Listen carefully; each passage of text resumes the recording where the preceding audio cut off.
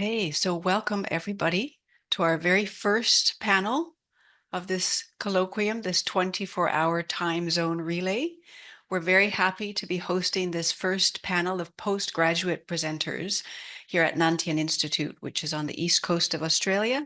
It's 5 p.m. here right now. And in Australia, we have a tradition of acknowledging the first peoples, the indigenous peoples of the land where we stand. And here at Tien Institute, those are the Darawal and Wadi Wadi peoples who have lived on this land for many tens of thousands of years and learned through an experiential interconnectedness with the land and with each other. And we see actually that will really reflect in all of the presentations, the humanistic Buddhist themes of each of the presentations that we'll be sharing in today.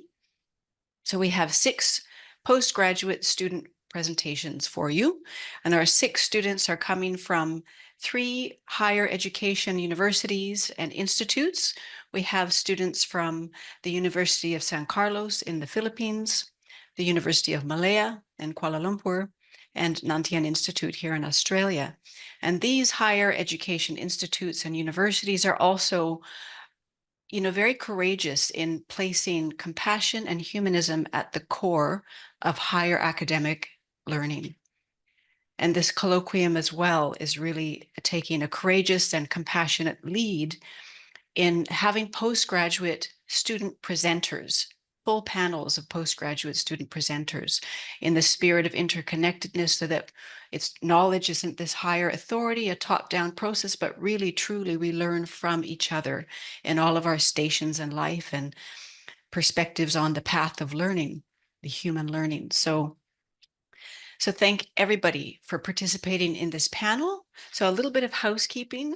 So as usual in these Zoom calls, just for a clean kind of noise environment, we request everybody who is not presenting to please keep your audio off. And also for this panel in particular, we request that you keep your video off if you're not presenting, because here in Australia, our bandwidth can be a little bit overstretched if many people have their videos on.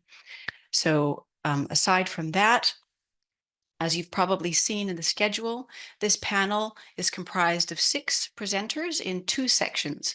So the first section will have 3 student presenters. They'll each present for about 15 minutes. And then at the end of those 3, we'll have about 15 to 20 minutes for a Q&A discussion. So any questions or thoughts that come up for you as you're listening to these presentations, just take a note of them or else put them in the chat. And we'll have a chance at the end of the 3 presenters to have a discussion. Then we'll have about a 10-minute break, depending on where we're at with the time. We'll have a 10-minute break, and then we'll continue with the second section of 3 student presenters. And we have Thresha with us, who is our moderator. So if you have any technical issues or if you have any questions for our Q&A discussion, she'll be fielding those. So just put them in the chat and Thresha will kindly take note of those for us. If you've got any questions as you go along, just place them in the chat and we'll respond, and Thresha will respond to you as we're going. Okay, so without further ado, I would love to introduce our first postgraduate student presenter. We have Nguyen, who's from Tien Institute, very familiar to myself, and she's presenting on the topic of From Inherited Trauma to Personal Healing, a Path to a Compassionate Future. All right, so Nguyen, I pass it over to you. Thank you. So good afternoon, everyone.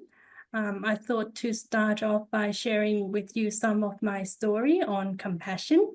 It is to introduce to you my experience in the topic of compassion, to some extent define what it means to me, and also to prepare the ground for my assertion that a compassionate future begins with treating and managing the wounds that hold us back. So my journey started at when I was 5 years old, and I gave the act was quite simple. I gave my custard apple to a beggar. But why is this event significant to me? Because of the timing of it. It was not long. It was around 11 years after the Vietnam War. So the custard apple, it was quite precious at the time because family was struggle with food or obtaining food. This simple action have taught me, I guess, the joy from giving rather than from material possession. And so another incident, another account was when I was in high school. I caught my classmate who stole my lunch money and snacks. I asked her why did she did that, considering her family was actually well off comparing to mine. She disclosed to me in tears that she feel quite lonely and ashamed because she doesn't have any friends. And at lunchtime, while people were playing, she would be finding a place to hide, including in the bathroom sometimes. And while she was alone, she just felt that she just wanted to do it. It's not because she really need the money. So I felt quite sorry for her. So I offered to be her friend, making a deal that she have to promise of stop stealing, or else I will be stopping friends with her and report her to the school. It turned out to be, with that action, I lost a lot of all of my other friends actually, but it turned out to be quite good because she became quite a loyal and a good friend. Nothing is special about that either, but until a few years after it, her family approached me showing great appreciation that I actually changed their daughter's life. And that's the second time I felt that, or it reinforced the fact that happiness or true happiness don't have to come from material gains. And then I come to high school. I involve quite a bit with the Migration Resource Center, where I volunteer in quite a few projects, and including set up or start up one myself with my friend called Youth Space. And the purpose is to provide a space for young people to get together, share their any issues or any dramas, and having healthy activities together. And it comes to, sorry.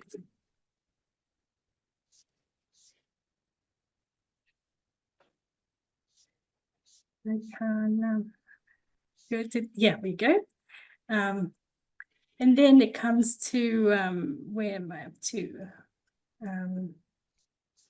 High school. And after uni, I also volunteer in after uni and until around 2010, I continue to volunteer in various organizations, some good ones like the VCA or the Vietnamese community in Australia.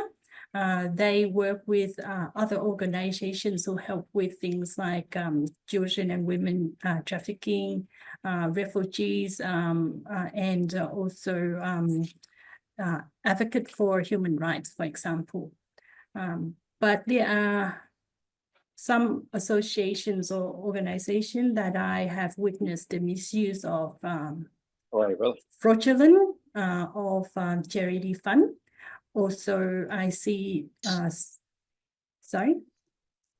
some insincerity and true intention and legitimacy of both those who request and receiving assistance. This leaves me pretty much disheartened, and to some extent, I was paralyzed for quite for around 2 years. I regained my motivation around 2012 I also realized that there is, I also realized the importance of one's perspective, how they shape and how they shape and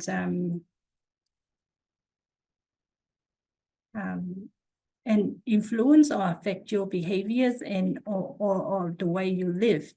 So I guess after all, how I see it is that prevention is better than cure. So together with my friend, we started a Vietnamese Buddhist radio program. It ran for about 7 years until we felt it had fulfilled its purpose. And so that you can see from the screen there that we work with a few temples and quite a few temples. The program will podcast on air, and then we upload it into this temple website called Rhoderick in Melbourne.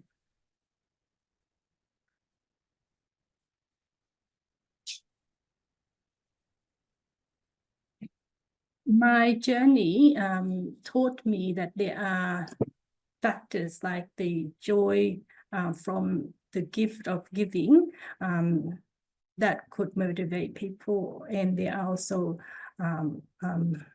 factors that stop the flow of compassions like distrust and betrayal, which I have experienced at some of the volunteer organizations that I volunteered in.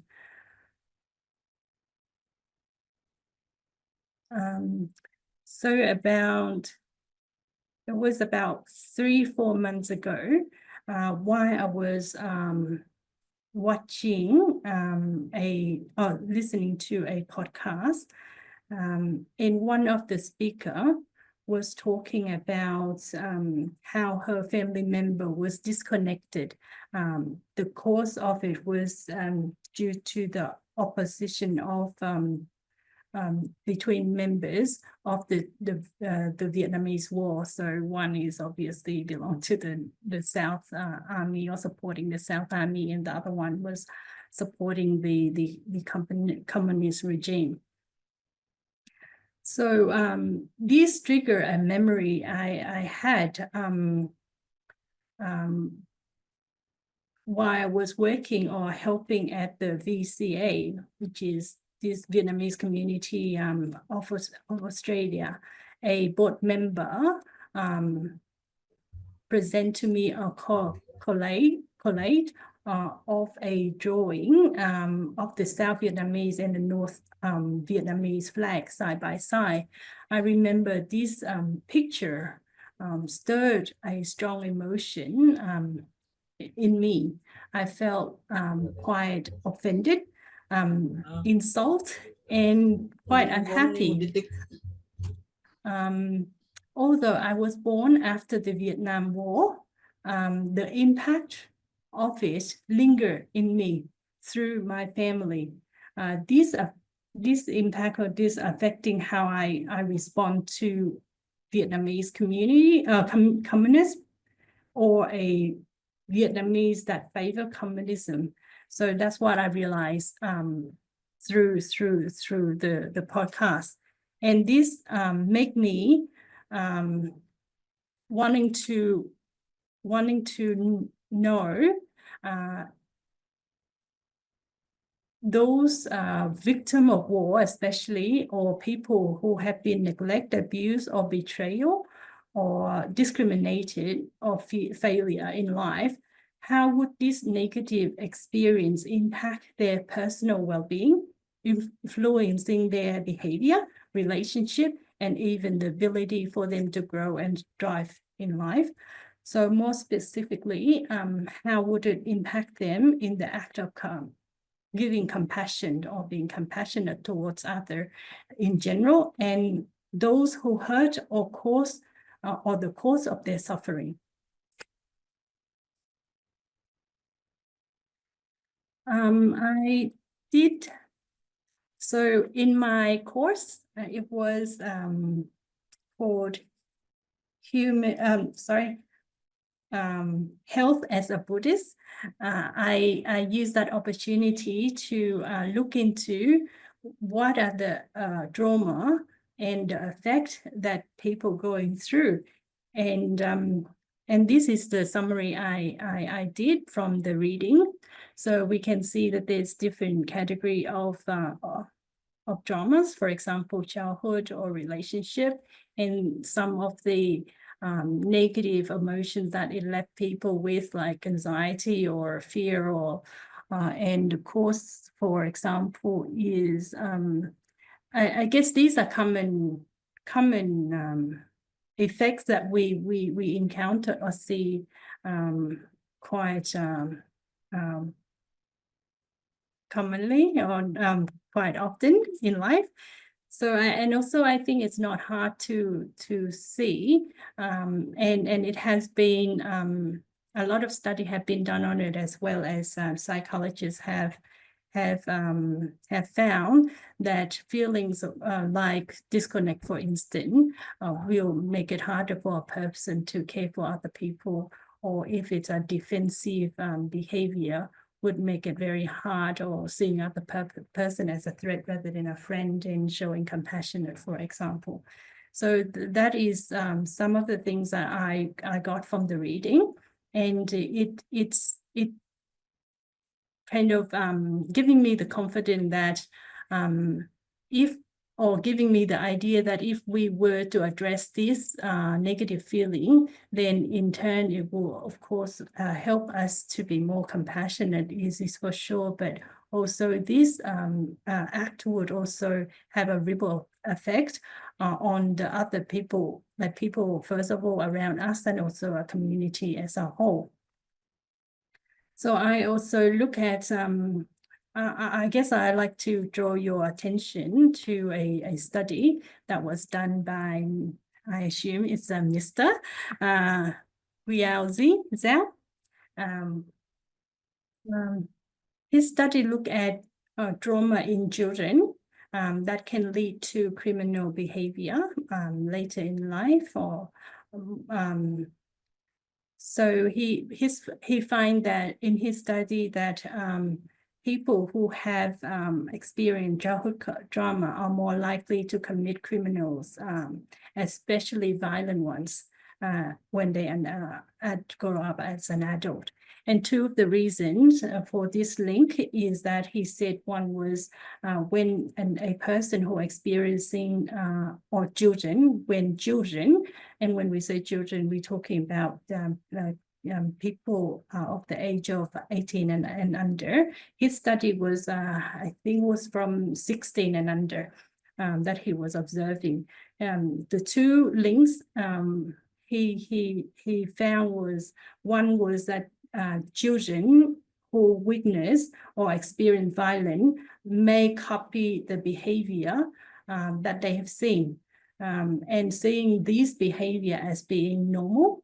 And the second link that reason he mentioned is that children who experience trauma can, it leads them to, first of all, mental health issue, and making them think that criminal behavior is acceptable, or is more acceptable when they respond to situations, or to situations. There's also another study that was done by, in this case, Sequeira and Omida, and what she found is that people who are experiencing emotional abuse as children show less empathy towards other people, and people who have experienced physical abuse or neglect having difficulty accepting other people's perspective or point of view. And I also like to point your attention to McDougal's study. Sorry, before that, actually, there was quite a few studies based on historical data, and what they found is that there's a common factor in serial killers, and those common factors are serial killers normally experience abuse and trauma when they were a kid. And so that's when I like to draw your attention to Mitchell's research or study. In his research, as you see that serial killers are significantly more likely to have experienced child abuse than the general public. As the red one is the serial killers, comparing to, let's say, taking neglect, for instance. Oh, neglect is not too bad, the same, but sexual abuse or physical abuse, there is a big gap between the general public and serial killers.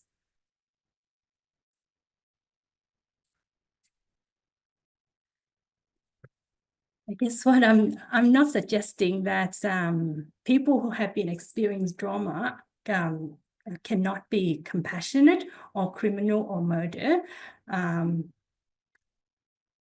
What I'm trying to inferring that by addressing trauma or emotional baggage, one can foster connection between people. Two, it can create nurture or nurturing community and relationship. And three, it can increase empathy and even prevent social issues like crime, as we have seen from some of the studies.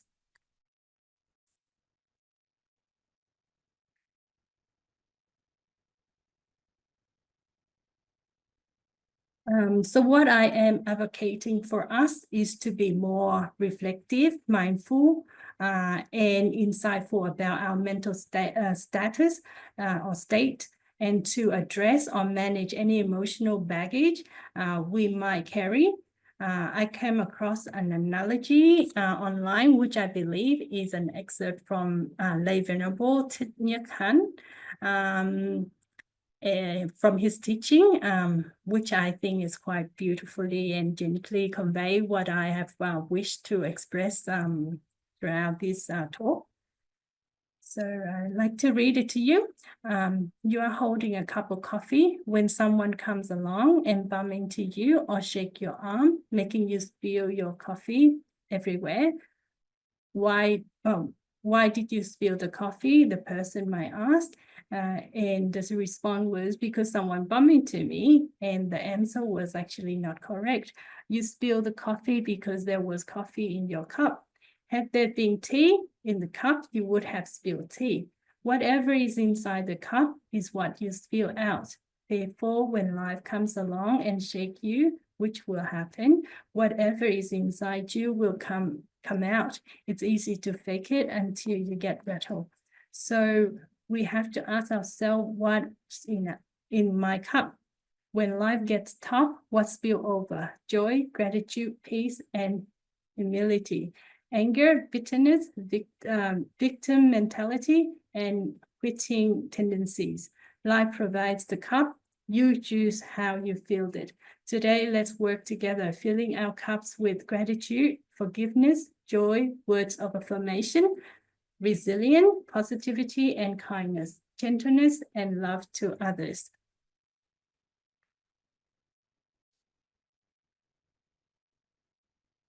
So on a more of a positive note, I guess what I'm saying here is that by not allowing drama to hinder your compassion, and by addressing or managing it properly, we can create opportunity to transform drama into drama experience into personal growth, or using it as a source for personal growth.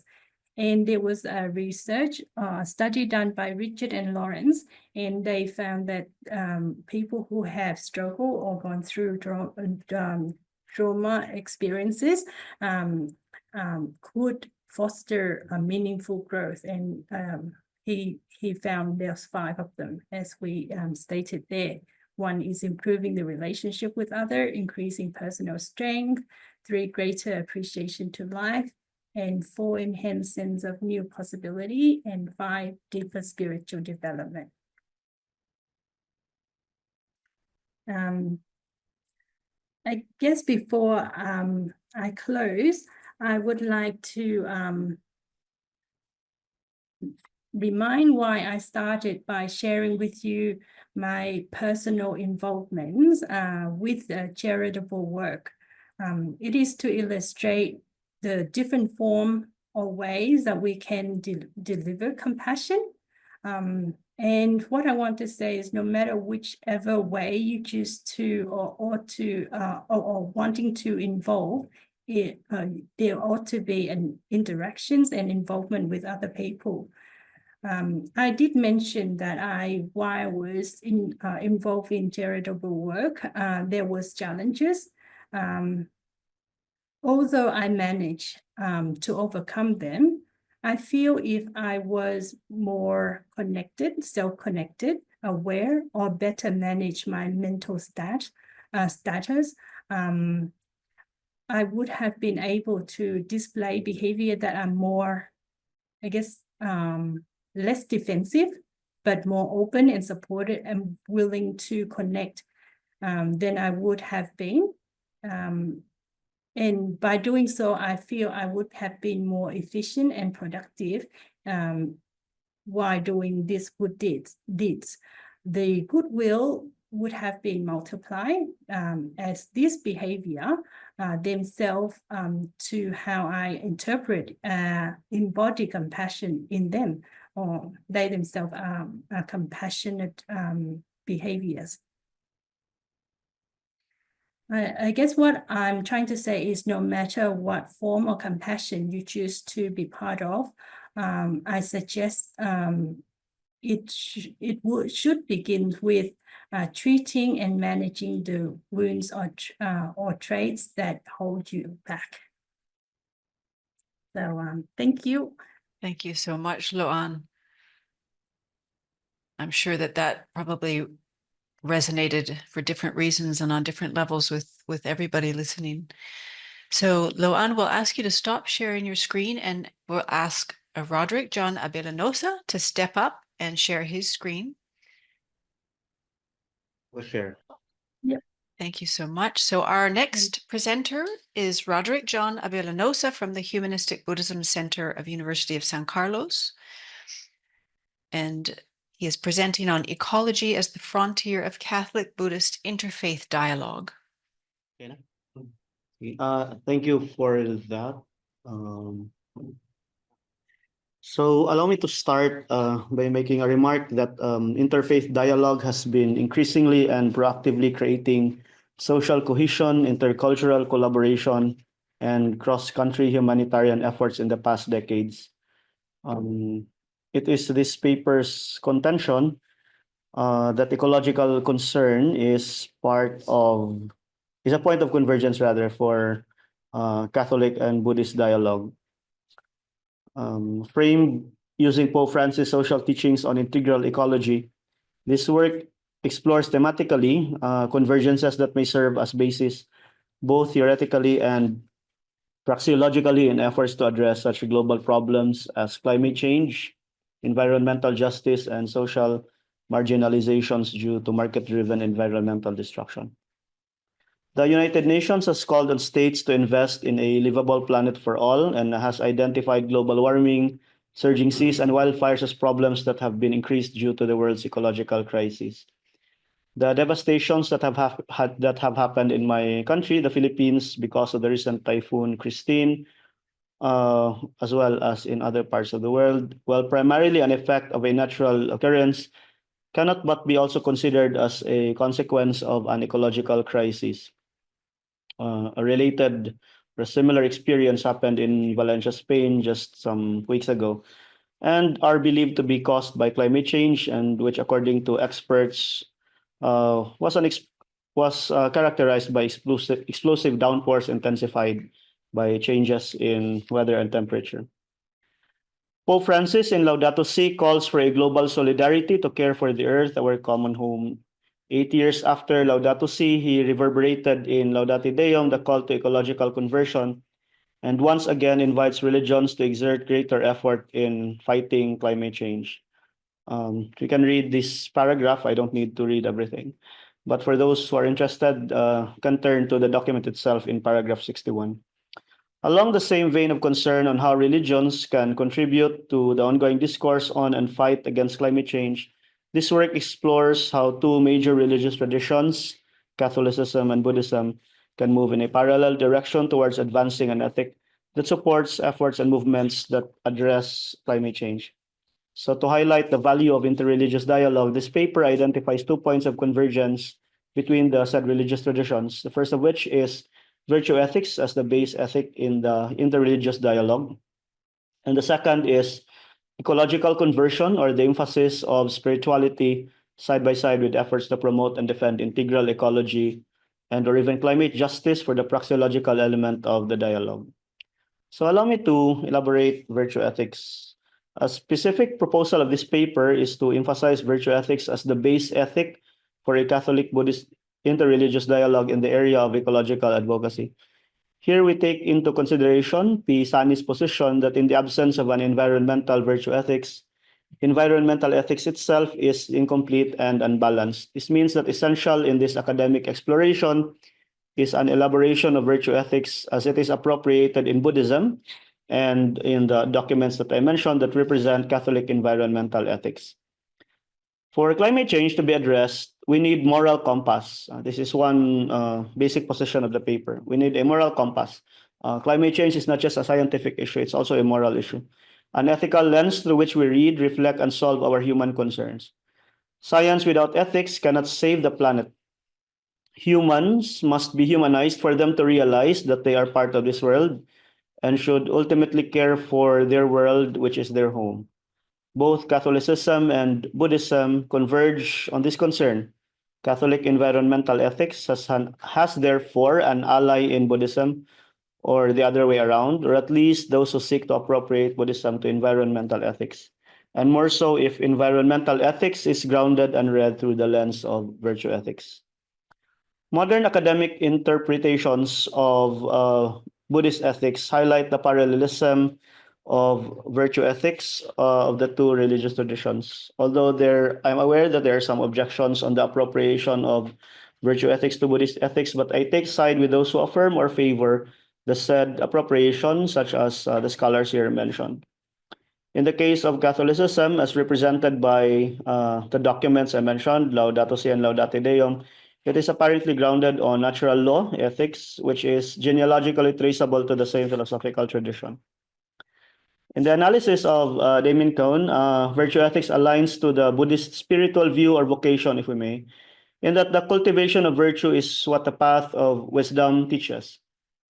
The Buddhist ideal of human perfection is defined in terms of the virtues exercised by an individual who treats all beings with kindness and compassion, lives honestly and righteously, controls his sensual desires, speaks the truth, and lives a sober, upright life, diligently fulfilling his duties such as service to parents, to his family, the country, and to those recluses and Brahmins who depend on the laity for their maintenance.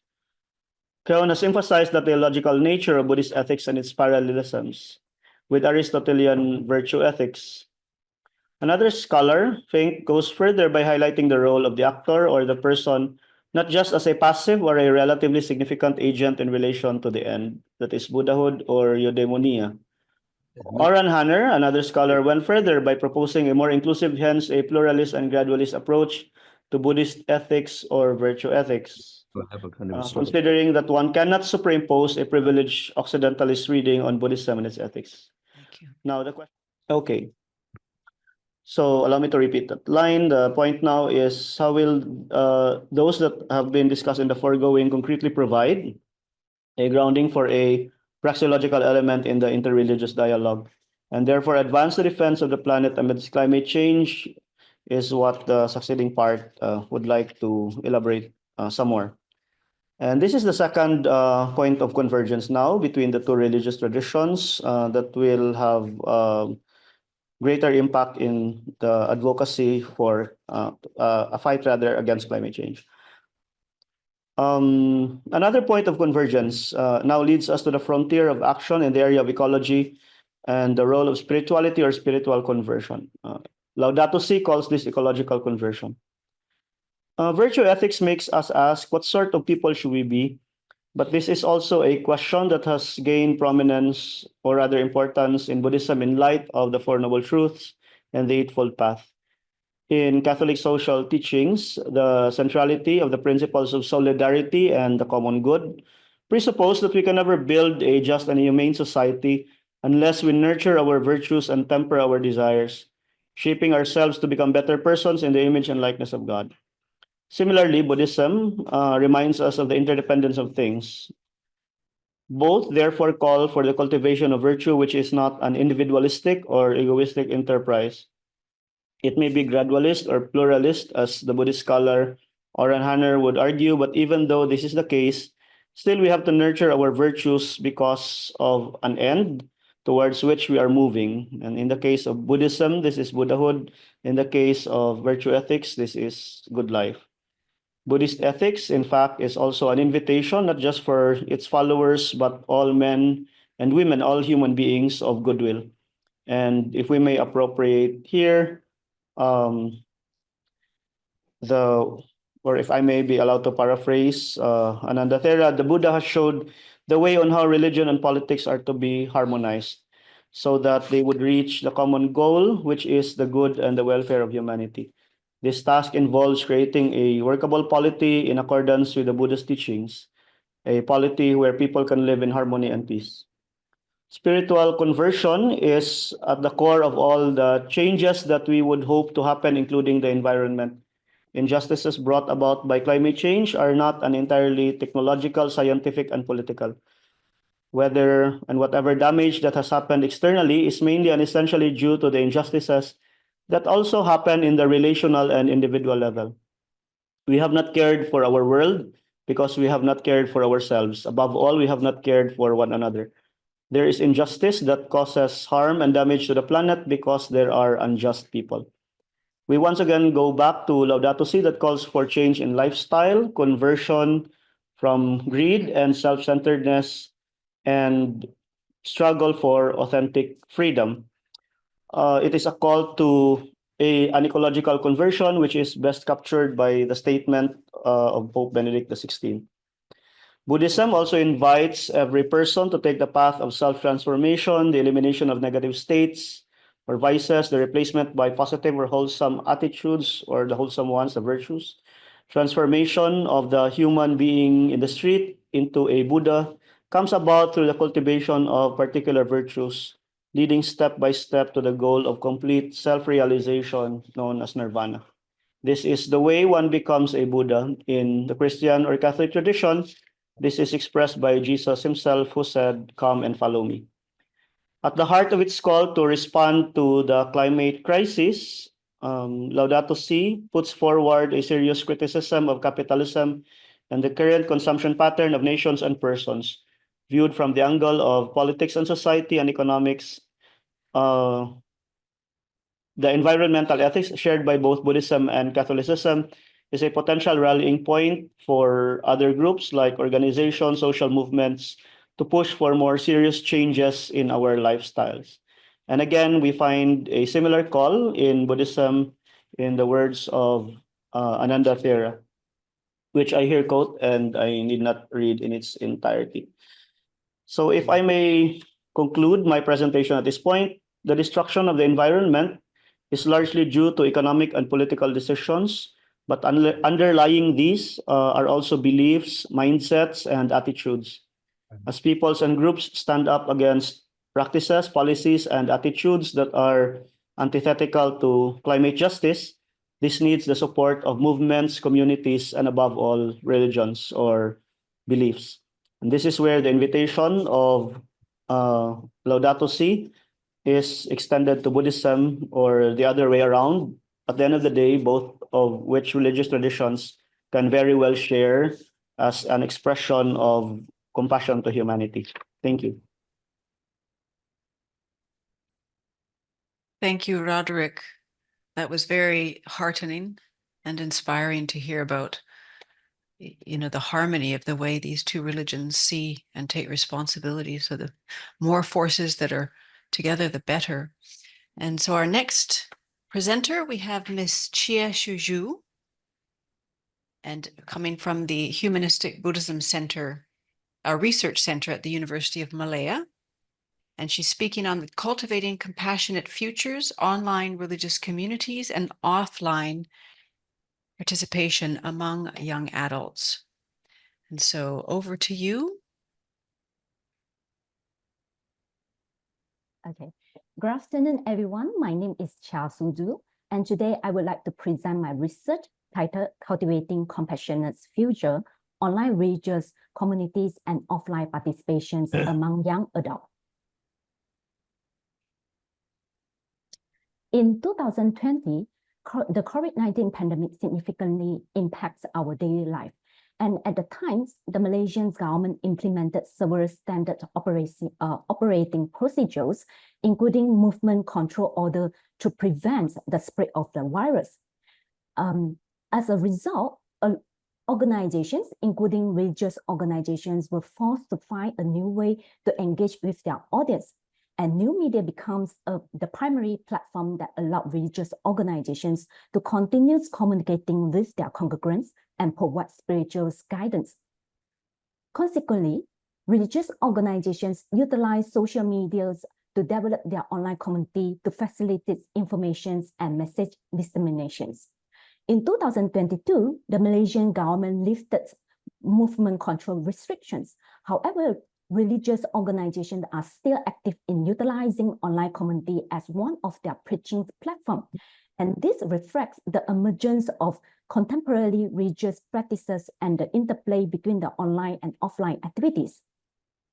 Social media and online community provide various advantages to religious organizations, especially in broadening their outreach and attracting new members. Nevertheless, scholars indicate that online activity would weaken the connections to the religious and religious organizations and turns the congregants into passive media content consumers instead of active participants in worships. Therefore, in this study, I'm intent to find out the impact of online Buddhist community on the level of involvement of the user, especially young adults in offline Buddhist activity within the Malaysia context. In this study, I used semi-structured online interview to collect my data and snowball sampling methods when recruiting participants. I started by approach various Malaysians online Buddhist community administrators, person in charge and vulnerables to help identify the potential participants. And these initial participants subsequently introduced me to others active members to take part in this study.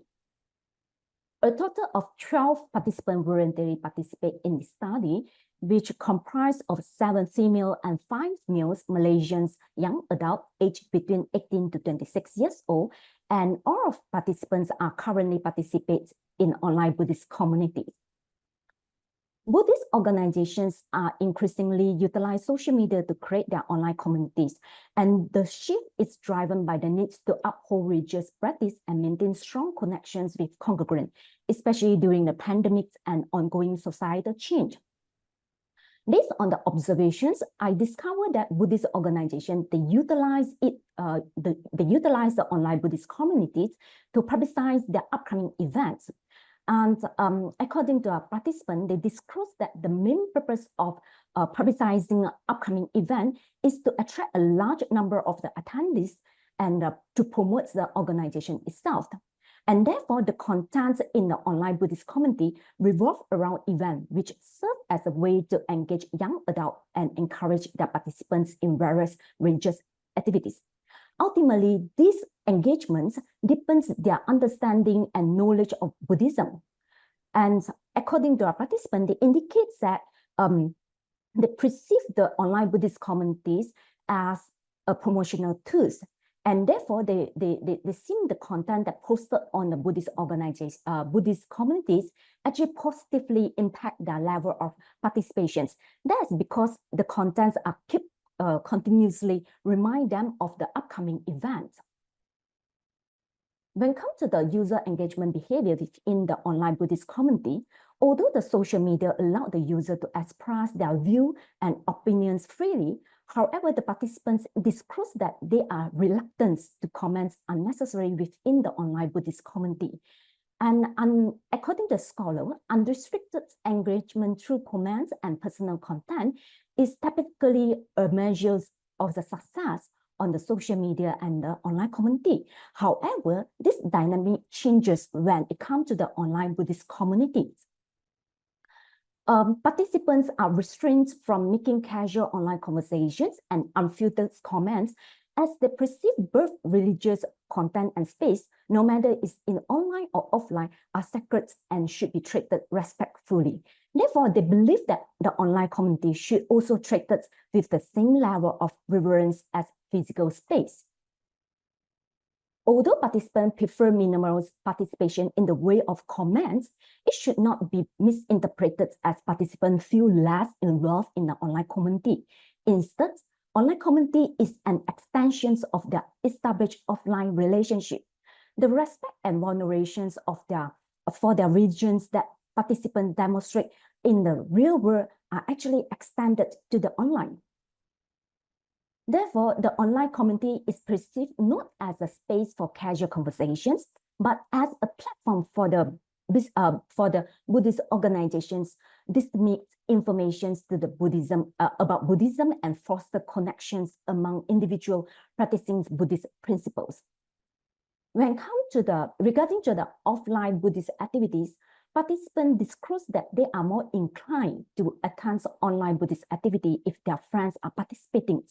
A strong bond with the Buddhist organizations and community members motivate their involvement in these activities, and the support and encouragement from their affiliations and peers play a crucial role in prompting participants to reconsider their initial decisions and ultimately decide to participate in religious activities. This, as mentioned by the scholars, having positive peer relationship can significantly motivate individuals to participate in the religious activities. Participants also disclose that they participate in the offline activity also due to their sense of moral responsibility. According to the scholar, the sense of moral responsibility fosters a commitment amongst community members to support both the community and its members as a whole. And this sense of moral responsibility is portrayed through their attitudes in maintaining relationships, integrating newcomers, and raising public awareness of the organizations. As a result, to maintain existing members and to assist the organizations in attracting more attendees, participants believe that they should attend the religious activities and as well as encourage their friends to participate as well. Participants perceive it as their responsibility to support the organizations and the community by attending to its activities, and their sense of moral responsibilities further increase their inclinations to attend religious activities. Moreover, participants also disclose that they participate in the offline activity due to their personal preference. And the personal preference reflects their individual choices regarding to the type of activities they wish to engage in and the motivations for self-improvement through Buddhist teachings. And participants noted that they take part in various offline activities such as Dharma classes, youth camps, environmental initiatives, and leadership training camps, which are driven by their desire to deepen their knowledge or understanding of Buddhism and foster personal growth. And as a result, their involvement in the offline activity reflects their personal interests and selections. In conclusion, Buddhist organizations have turned to the social media to support and strengthen their communities. Although there is no clear evidence of a direct impact of online communities on the level of involvement in the offline activity, but it still upholds a crucial role. The online Buddhist communities serve as a sacred extensions of the offline activity, reinforcing value of respect and reverence. And it also acts as an effective promotional tool, creating awareness and highlighting opportunity for offline engagement. Ultimately, the online communities and offline activity can work together to develop a compassionate and connected future. That's all for my presentation. Thank you. Thank you kindly, Shuju. That was wonderful. And we now have some time for a discussion, for question and answer and a discussion. So I would encourage you all to just choose the gallery view on your viewing settings, and it just gives us a sense of being in the room together. And everybody is now most welcome to just put into the chat or put up your Zoom hand and engage with our presenters. So there's a question in the chat to begin with for Rhoderick. So the second presentation that we heard. And the question is, in your presentation, Rhoderick, it seems that virtue ethics is used to frame Buddhist ethics, but it seems that Buddhist ethics is also very consequential. I'm just curious why there was a leaning of virtue ethics over consequentialism. You can respond to that. Yeah, I'm completely aware of that and of the debates also that have been ongoing. Although I must say that if we are to give justice to Buddhist ethics, it's an ethics of its own. And readings like consequentialist virtue, they are actually more of Occidentalist or Western biases. But for academic exploration, it would give us a kind of convenience and something to lean on also to look for similarities and points of convergence.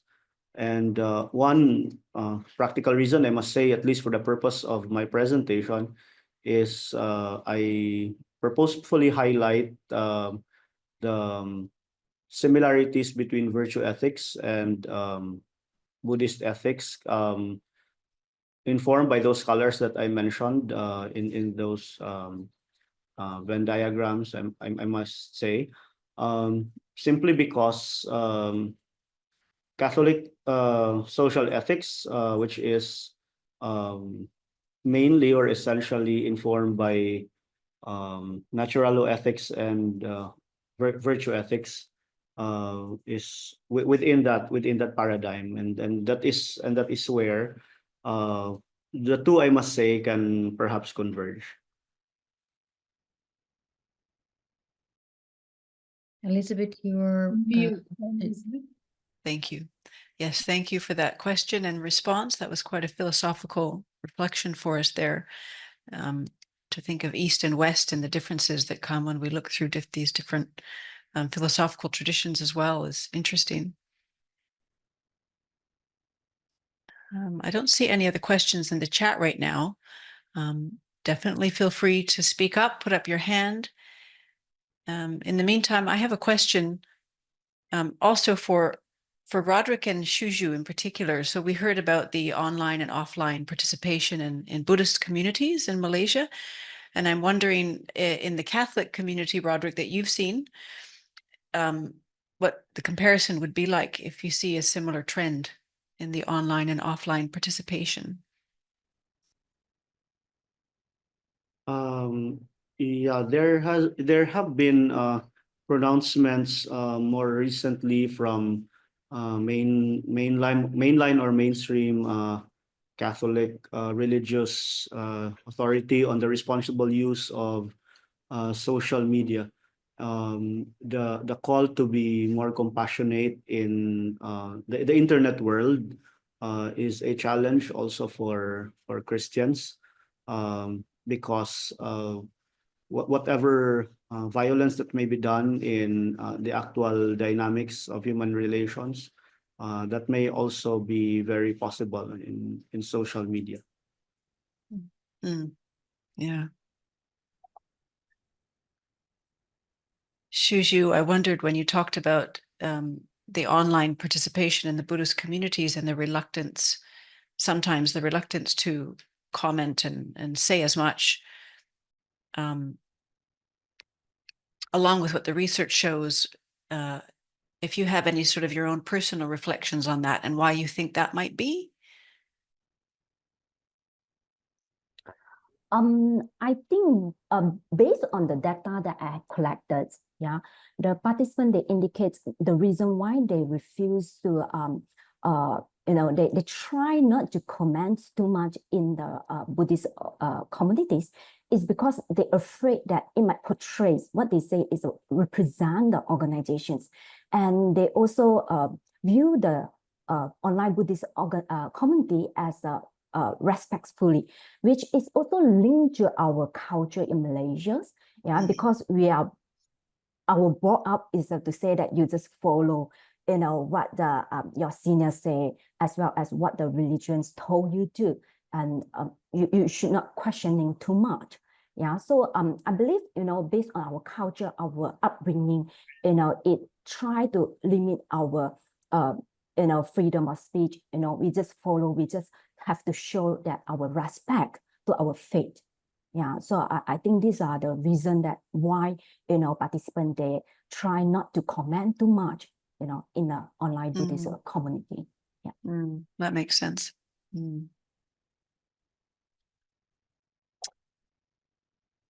And Lo An, also known as Laura, I appreciated your presentation, coming from Vietnamese, growing up in Vietnamese perspective, as well as in Australia.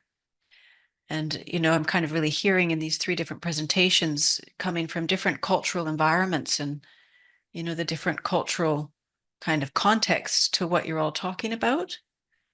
Does anybody have anything to share about, the difference that our cultural contexts can make to some of the topics that we've been hearing about? Another question for Lauren. So you mentioned one of your acts of compassion was your friend who initially was feeling quite unhappy and lonely, and you befriended her. And I was wondering, what motivated you to do that? And also, like you mentioned that in that process, you thought it was very worthwhile because she's still a very good friend. However, at the beginning stages, all your other friends kind of were like, so how did you how did you manage that, or how did you basically come to terms with that / decide on that despite knowing those consequences, or despite those consequences? Yeah, I guess I was acting out of emotions more than logic at the time. And I just think that everyone deserves to have a friend, and no one is deserved to be isolated. And that's it. And I thought, and I did make it like a deal with her, that you have to really stop stealing. If I caught you, I will report you, and that was it. So I thought, like, oh, being friend doesn't cost much, and that's all, really.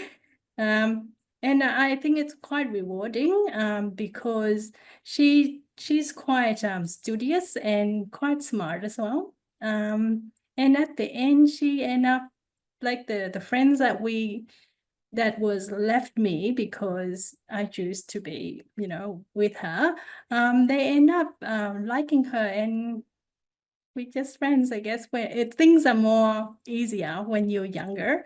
There's not much conflict in terms of, or holding back on things. So yeah, it wasn't much really. good on you. And I think it just touched me when a person have to hide in the toilet at lunchtime. I think it's just not right, and that was it.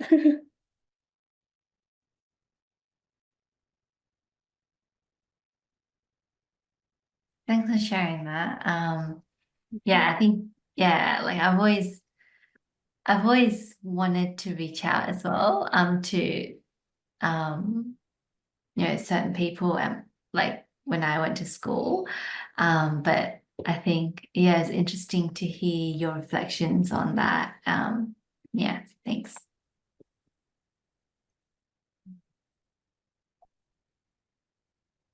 Thank you. We have another question in the chat for any of the speakers, any or all of the speakers. What do you think nowadays parents could do to practice with children to be more aware before engaging in media such as Facebook, TikTok, etc., to avoid it becoming an addiction as you get more and more isolated from family and face-to-face interactions? So any or all of the presenters, if you'd like to speak to that. Loan? We don't have any clever way of doing it, but for us, it was you can set timers. So for example, certain time they cannot use the device, or also time limits. So 3 hours, 1 hour, whatever that you think is appropriate, you can actually set it. So that's how we does it, no, how we manage it.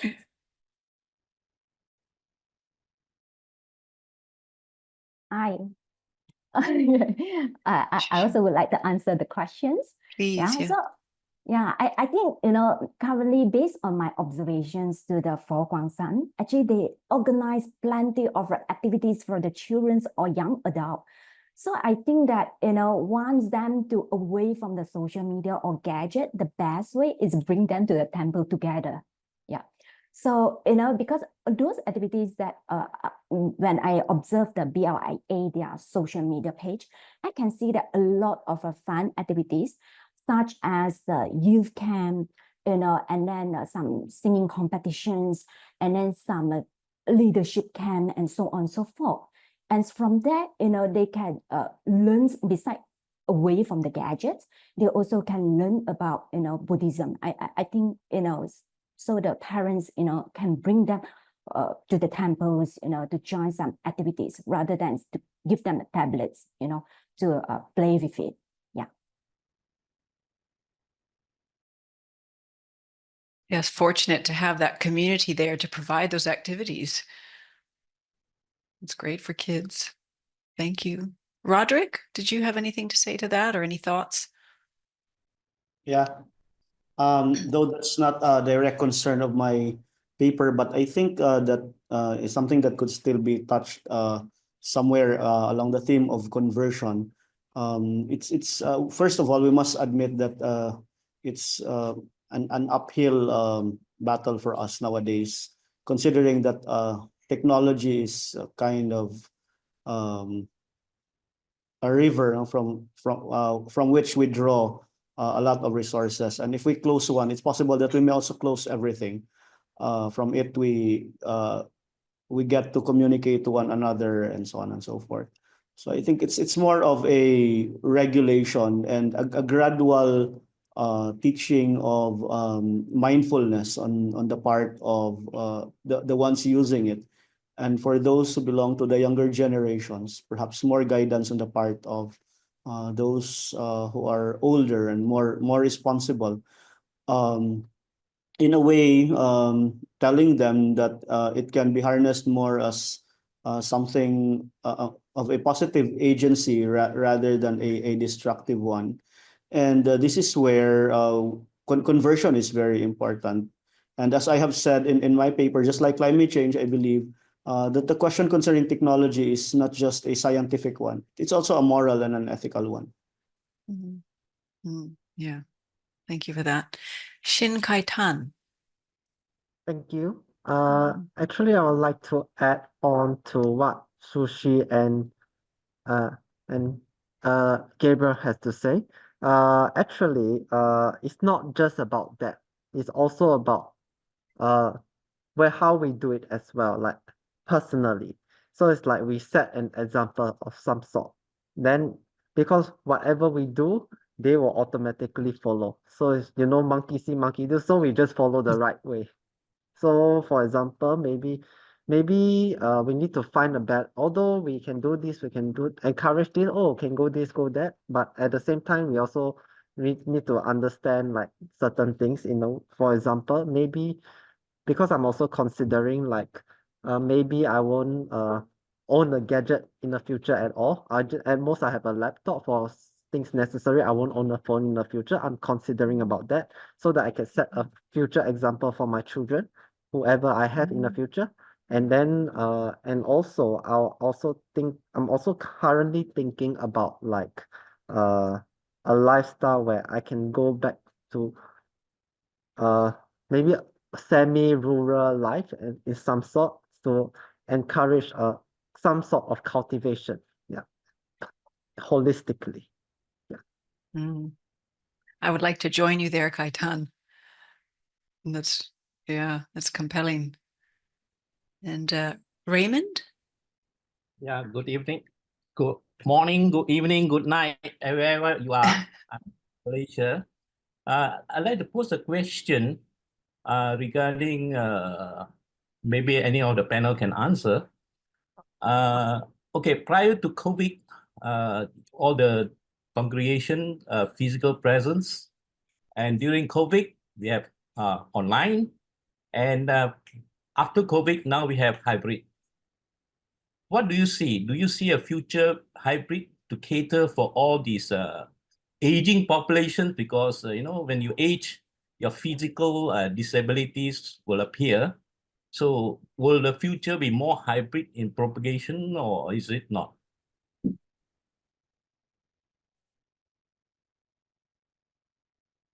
Any of the panelists? Shishu? Okay. So yeah, I think soon or later, yeah, we will move toward the hybrid, but not at the meantime, based on what I observe. Yeah, because currently also same as my institutions, actually our institutions start to adopt the hybrid methods, but I still see that a lot of students prefer to the physical classes rather than the online classes. That I did ask them why, you know, because online, when it comes to the online, we are quite free in terms of we can no need to rush to the institutions to attend the class and so on. And they say that because they still prefer, you know, face to face, and feelings will be different, totally different when it comes to the online. Just like right now, we can see that a lot of people, they are off their cameras, they mute themselves. So the engagement level is still very low. So at the meantime, I look at it, not at the meantime we become fully online or hybrid, but in the future, maybe, because slowly we can see that our generation, they start to adopt the new technology when they attend the classes and so on. Although it's not that fast, but it's slowly moving to the online. This is what I observe. Yeah. You see, there's an additional question that kind of tags on to that somebody has for you. And it's, do you think the developed positive relationship of the offline members added to their active participation? Yes, definitely. Yeah. Based on also same when I collect my data, yeah, they say that one of the factors that why they join the Buddhist activities is because they aware that their friends are going to participate. Because my friend attend, therefore I also attend the activities. So definitely, you know, for the offline relationship, the social relationship, actually it helps them, you know, to attend the event or activities. Yeah. That question was from Rose. Thank you for that. And Ava, you've got your hand up. Yeah, I have one more question for Luan or any of the other speakers. So I think on one of the slides, maybe one of Luan's slides, there was talking about like when someone is like unguarded versus when they're guarded, like when someone is I forgot what the slide said, but essentially it was saying like when a person has experienced trauma, they might be a bit guarded and see community or others as threats, versus like if there was if we heal from that, then we see that we are more friendly and we see others as more like we're more open to other people. So I guess my question is how I find that sometimes when people are quite open, and yeah, I myself, I'm generally quite open, but I know that there comes with like risks attached to that. Like if you're too open, you could be prone to I don't know, like scams or possible threats or something. So I guess was wondering, opening the floor to speakers or anyone, just how do you balance that sense of being open as well as being protective? Yeah. It's a really relevant question that underlies everything I think people have been discussing.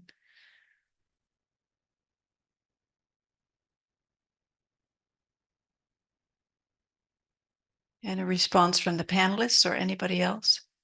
Any thoughts?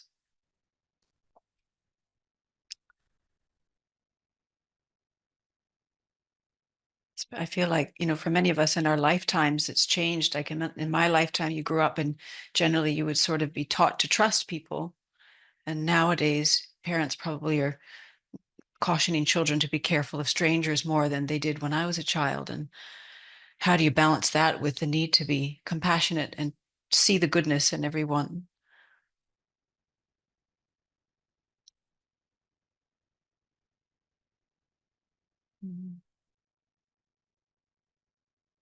Does anybody have any experience of this, of, struggling with that boundary between opening and, opening to new friends, opening to new communities, but at the same time needing to maybe protect yourself from being taken advantage of? Does anybody have an experience of having to negotiate that boundary?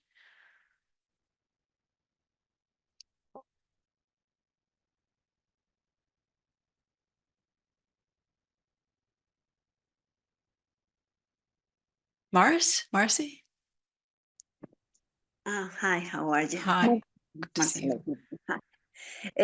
Yes, it happens a lot because when we go to places and someone introduces someone, that's probably the safest way, I will say. But sometimes I have find a lot of incredible people that you don't even know, and they give you a wonderful insight, and then wow, I didn't even know that person, but says exactly what I needed at the time I needed. So it's just to be open and believe that all of us has a good side, and depend of the circumstances we have lived, because all of us has different circumstances in our lives. So it has made us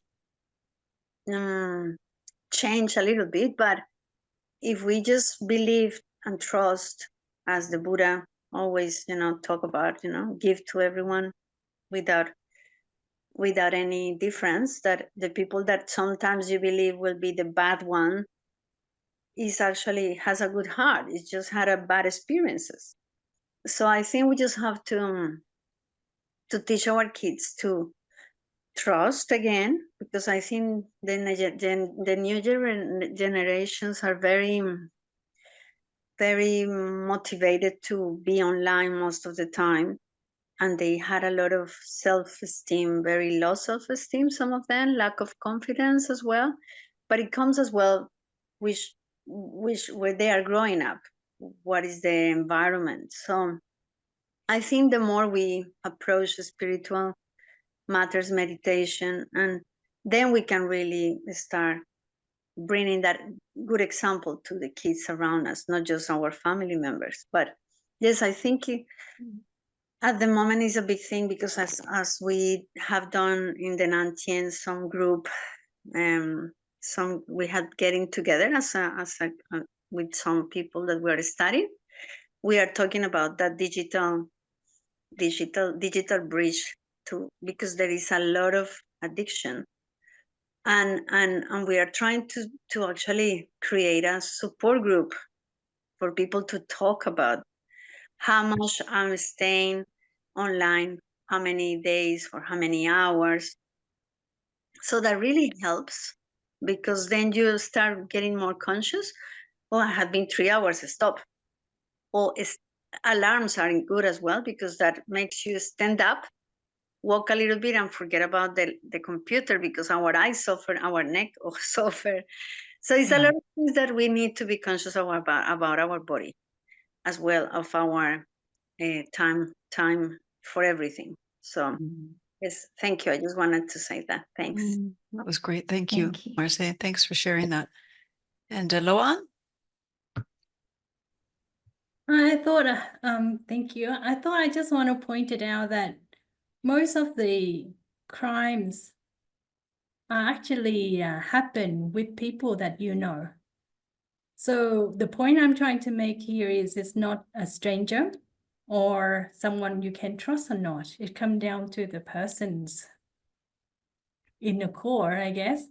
And I don't think I am a good example of when it comes to safety, things like that.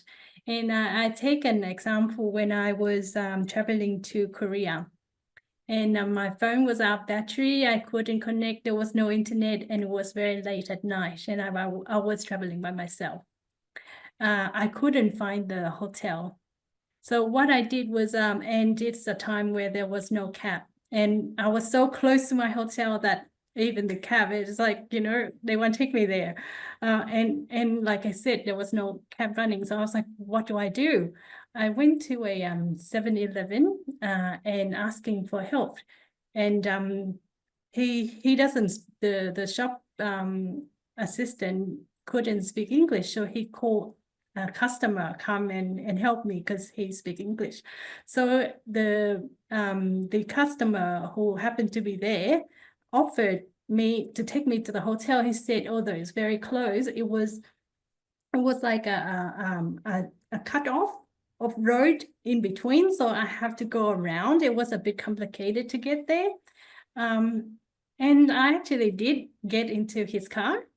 I didn't sit at the front, I sit at the back, hold on to my luggage, ready if needed. I plan to smash the window and yell out, for instance. But it happened to be, he's a cop. And he asked me, where's your sense of security? How could you get into a stranger car like that, blah, blah, blah. And I guess, and similar thing, I was asking for direction and end up the person who was helping me becoming my tour guide, local tour guide for free. So for me, I guess I was lucky or not, but I haven't had much issue when it comes to meeting a stranger. And I think you have to use your sense. Yeah, sure, you trust, but then there was certain thing. For example, I didn't ask someone from the street. I went into a store and I get into the person's car, knowing that there is a third person, know that I'm with this person. So those are the kind of thing that I guess I try to keep myself, at least if let's say I go nowadays, there's I like hiking. So sometimes I go hiking with a group online, for instance. So I just share my location with my family, just things like that. But again, most of the crime happen from people that you actually know and trust, not from stranger. Thank you. Yeah, very cogent point there. So we're going to take a break in a few minutes and take a break from the screen, speaking of screen time, but let's go with Rhoderick and Raymond, and then we'll take a break. And just noting that there are some questions in the chat for the panelists. So if you don't see us getting around to them in our discussion, you can maybe respond in writing to them as well. So Rhoderick? Yeah, well, of course, for all these practical concerns that need to be addressed practically in the field of environment, human conflict, we can resort to the various solutions or remedies that are around and that are available to us, drawing from the different disciplines like the health sciences, behavioral sciences, and so on and so forth. But I think there is one more thing which I believe all of us who are in this online platform are sharing, and that is as we use or make use of these available agencies, technologies, and interventions, we need the right mindset, the right principles that should guide us. And I think this is where humanistic Buddhism comes into the picture.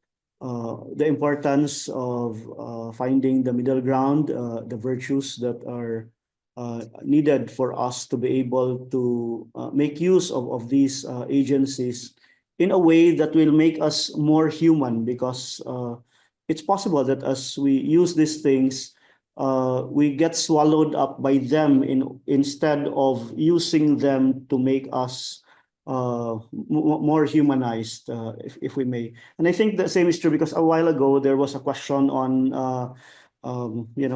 blended interaction or hybrid. This is an example of a hybrid interaction. So in other words, we are making use of technology to our advantage or to our favor. We realized that during the pandemic. But at the end of the day, even if yes, we will continue making use of this platform or technological agency, the humanization should rise above everything else. And human connectedness should matter most more than anything else. Human connectedness. Thank you. Raymond, can I ask you can you hold on to your question or thoughts until the second discussion at the end of the next section, and we'll just take a break now. We're running a bit low on time. And okay, so just hold that thought and we'll come back to it. Okay, so we'll take a 10-minute break and we'll come back at 25 to the hour. So it's 6:25 in Australia right now. We'll come back at 25 to 7. And we'll continue with 3 more student presentations, followed by a bit more discussion. All right, so we'll see you in 10 minutes.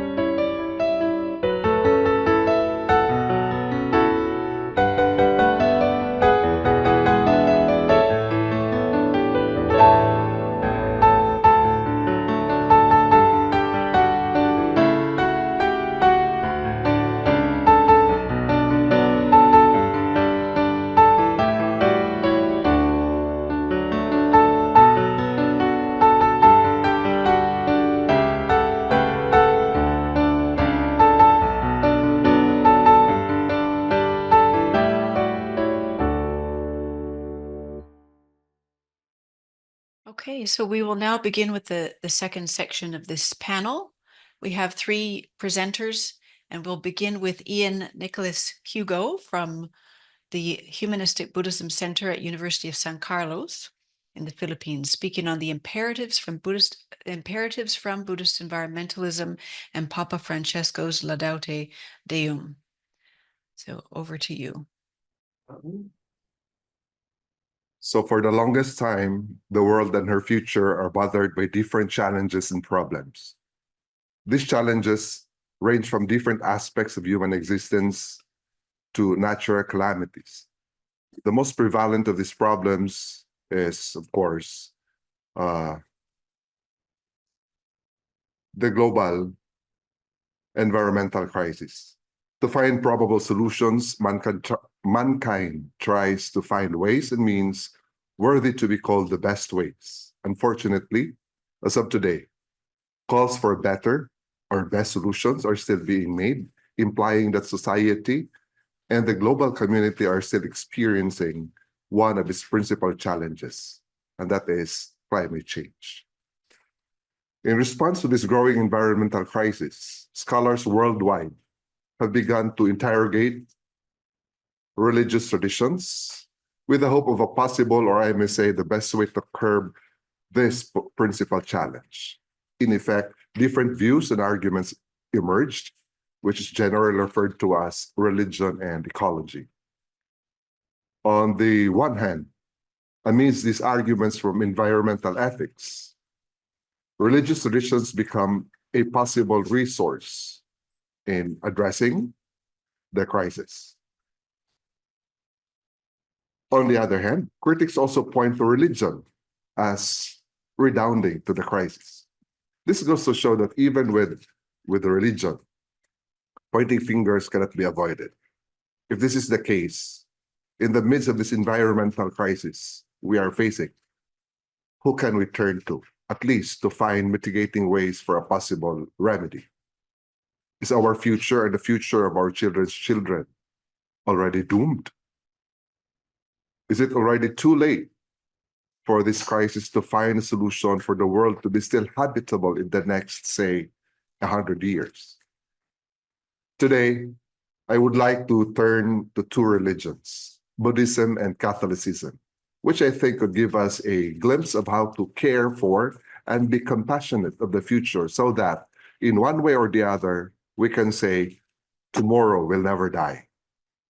I will be limited, though, in treating Buddhism in the aspect of what is called Buddhist environmentalism, as well as in Catholicism, employing Pope Francis' apostolic exhortation, Laudate Deum, and formulate simple imperatives to guide each human being in caring for the future. On Buddhism, a primary consideration is whether Buddhist tradition is anthropocentric or ecocentric. Is there such a thing called Buddhist environmentalism? Turning to common Buddhist worldviews, I say there is. Permit me, therefore, to mention a few of Buddhist worldviews to prove my conviction. First, on Pratitya Samutpada. This is the foremost among eco-Buddhist doctrines, which is central teaching across Buddhist traditions.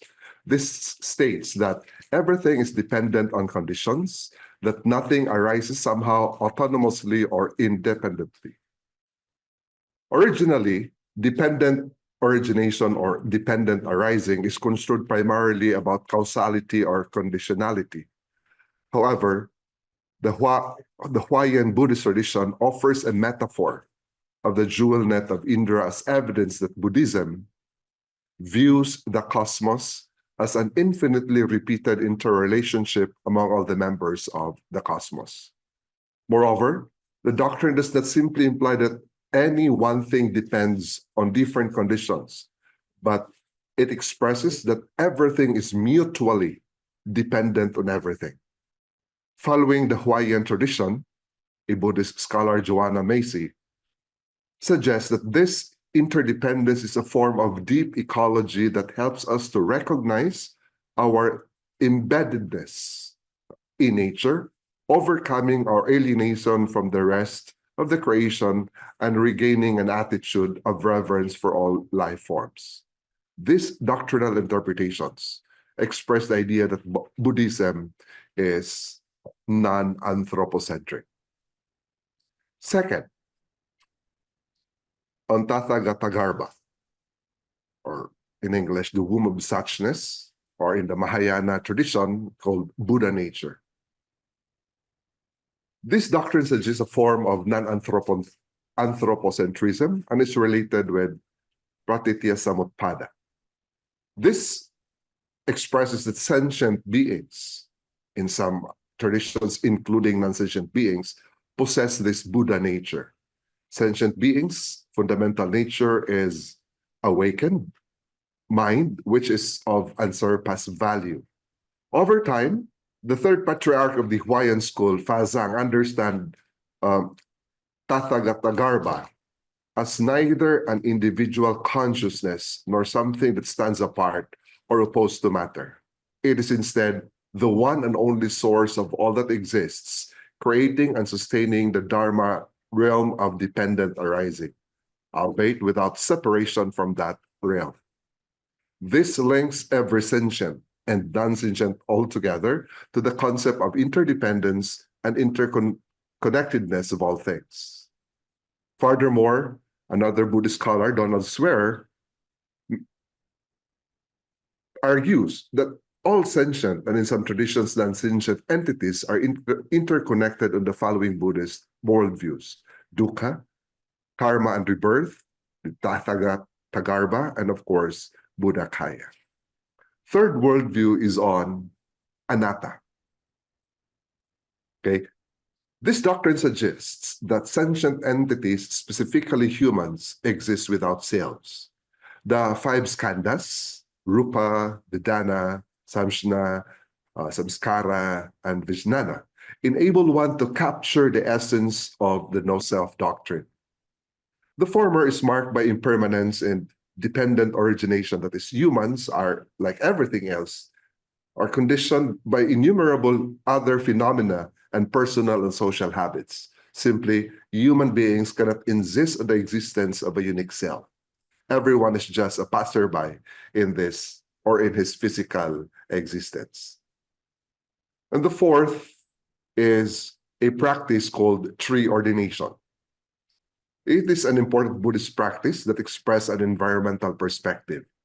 This is a ceremony whereby a tree is symbolically ordained as a monk to protect it from loggers, and is commonly practiced by environmental monks, most especially in specific locations in Thailand. This is noteworthy in the sense that these Buddhist monks exert efforts in considering trees as sacred and protecting them from the exploits of consumerism and capitalism. Moreover, this is an exemplification that Buddhism is also attuned to protecting the environment. These four, I would say, Buddhist worldviews are only but a few that would prove my claim that there is an idea called Buddhist environmentalism. And from this Buddhist environmentalism, I would be able to make some simple imperatives later on as to how to care for the future. Next, on Pope Francis' Laudate Deum. This apostolic exhortation was published in 2023, where the Pope expresses lamentations as his response to the climate crisis, 8 years after publishing Laudato Si, as mentioned by Sir Rhoderick a while ago, which is the second encyclical subtitled On the Care for Our Common Home. In it, the Pope criticizes consumerism and irresponsible economic development, laments environmental degradation and global warming, and calls all people of the world to take swift and unified global action. In his introduction in Laudate Deum, the Pope contemplates on the passages of the Gospels of Matthew and Luke and declares, how can we not admire this tenderness of Jesus for all the beings that accompany us along the way? Francis is reminding us of the importance of other created beings in our existence. He realized that after 8 years, after the publication of his concerns on how to take care of our common home that is in Laudato Si, nothing extraordinary had been done. He laments that the world we are living in is collapsing and may be nearing a breaking point, and that the impact of climate change will increasingly prejudice the lives and families of many persons. This clearly shows that the Pope himself is now getting worried and probably anxious as to what needs to be done so that this possibility will be minimized, or as the case may be, eradicated. We still want the next generation to have a better place to live in. Evidently, extreme weather phenomena, frequent periods of unusual heat, drought, and cries of protest around the world are signs of this climate change. These are the silent diseases that affect everyone.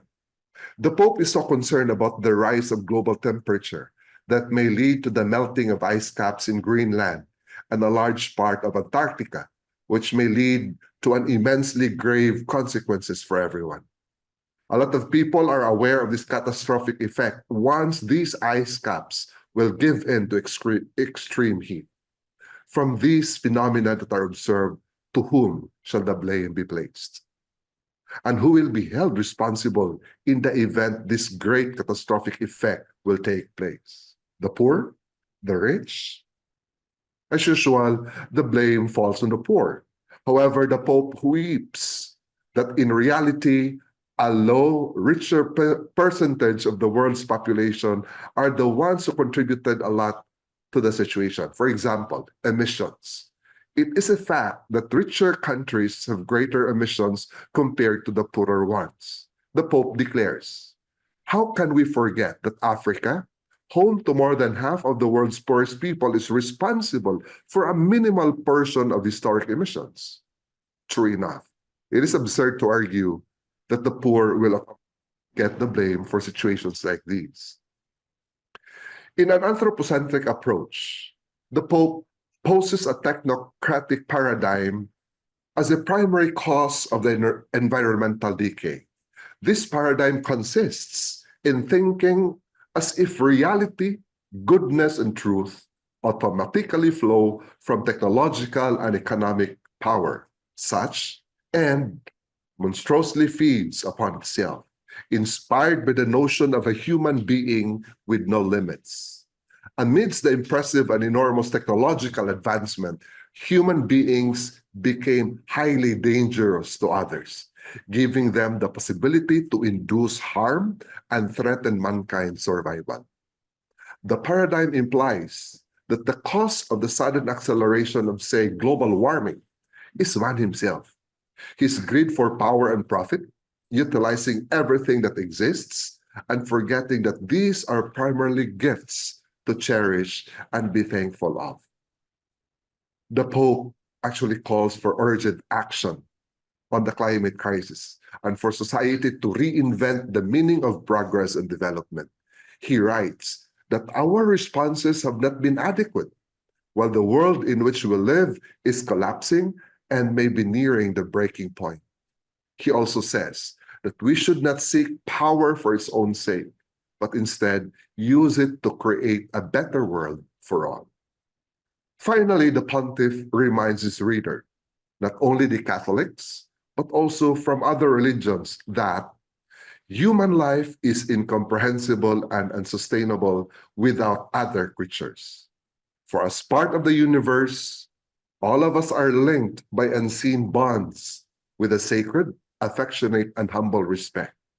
He continues that God connects us closely to the world so as to feel any abuse given unto her, feeling the desertification of the soil and pain at the extension of a species. Let us stop thinking then of human beings as autonomous, omnipotent, and limitless, and begin to think of ourselves differently in a humbler but more fruitful way. He therefore urged every household to start their little contributions in solving this environmental crisis, from reducing pollution and waste to prudently decide on matters of consumption. Every little effort helps. Quantitatively, though, this will not give a big impact and notable effect, but at least in a little way, we have started the first step towards solving this environmental crisis. From the foregoing, I formulate the imperatives, following commands so as to guide our actions in caring for the future. First, thou shalt be kind. Everything depends on everything. As mentioned above, the Buddhist view of dependent origination and the Pope's concept of interrelatedness of man with other created beings and the world itself are closely synonymous. Every human being needs other human beings and a rightful place, the earth, to continue to survive. If man continues to abuse his or her environment, chances are the next generation will have nothing left. Thus, the need to make a shift of how we treat the world and everything in it. The world was created for man not to exploit for his selfish motives, but to cherish and be thankful for it. Thou shalt be kind. Second, thou shalt be humble. We are only but travelers of this world. Nothing is permanent, even the self. Everything is subject to impermanence. Man must realize this facticity of his existence. He needs to refocus that primarily his life is not his to keep. He should continue to be humble and live a more fruitful life as he deals with others and the rest of sentient, and of course the non-sentient beings. Selfishness, greed, and delusion would put him adrift. Thus, the need to exert an extra effort to make changes in his life's perspectives. Thou shalt be humble. And thirdly, thou shalt be respectful. Lastly, sharing with the message of Saint Francis of Assisi, which he proclaimed throughout his life, let all men say, praise God for all his creatures. Though Buddhism does not directly acknowledge God as the source of all, this does not imply that it will be rejected.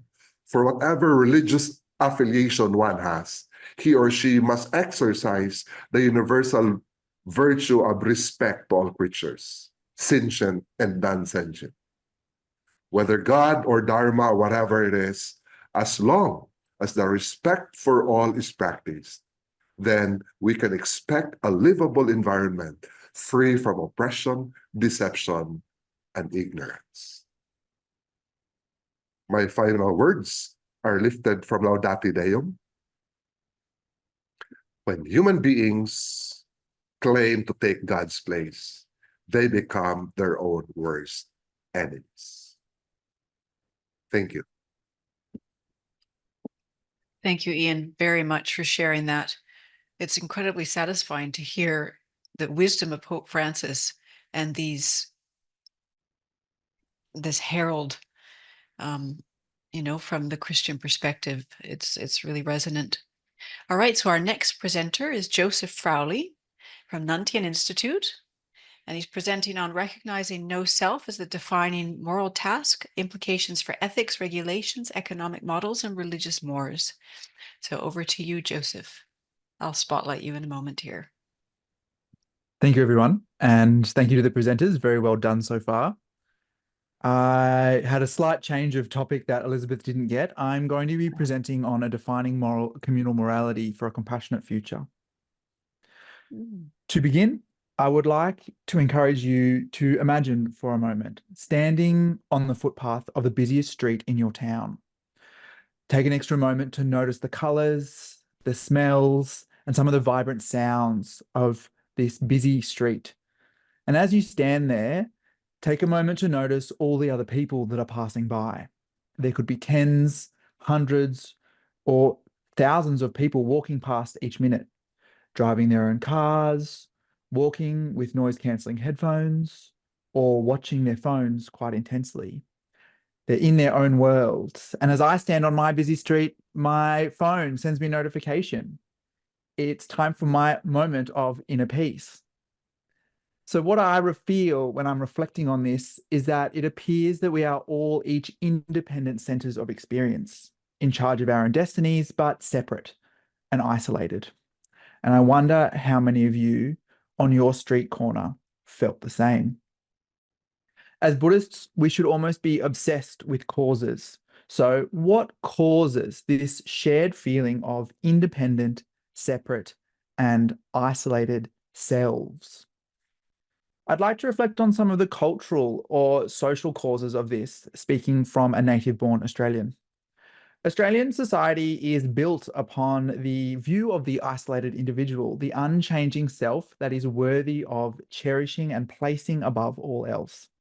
Consider how popular media relentlessly celebrates the narrative of individual successes, portraying personal achievements as solely self-made triumphs, from autobiographies to social media influences and reality TV, and even on the news. We are bombarded with stories that overemphasize, almost glorify individual determination and talent while reducing or entirely omitting the crucial role of interconnected community supports.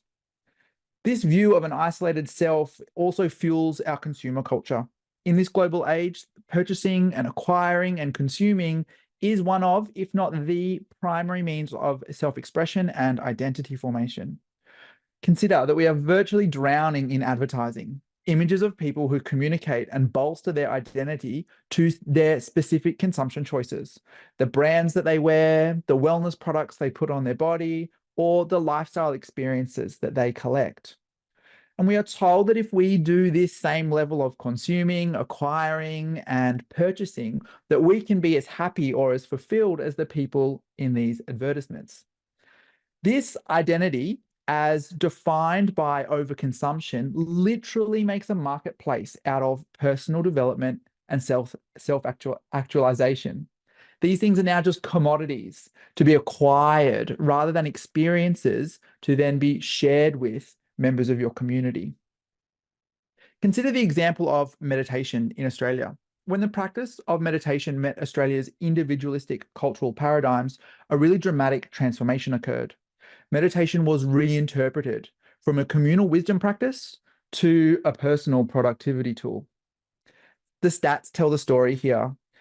Over 2.8 million Australians now practice meditation, which is 16% of the adult population, and it has profound effectiveness for treating life and work stresses. But this is increasingly taking place through individual apps and self-programs, not with other people. Also, businesses and organizations funding current mindfulness and meditation research seek to measure how programs can enhance individual and workplace performance. Meditation has been totally stripped of its of its traditional communal elements and collective wisdoms and its community connections, just to kind of further this self and individualizing nature.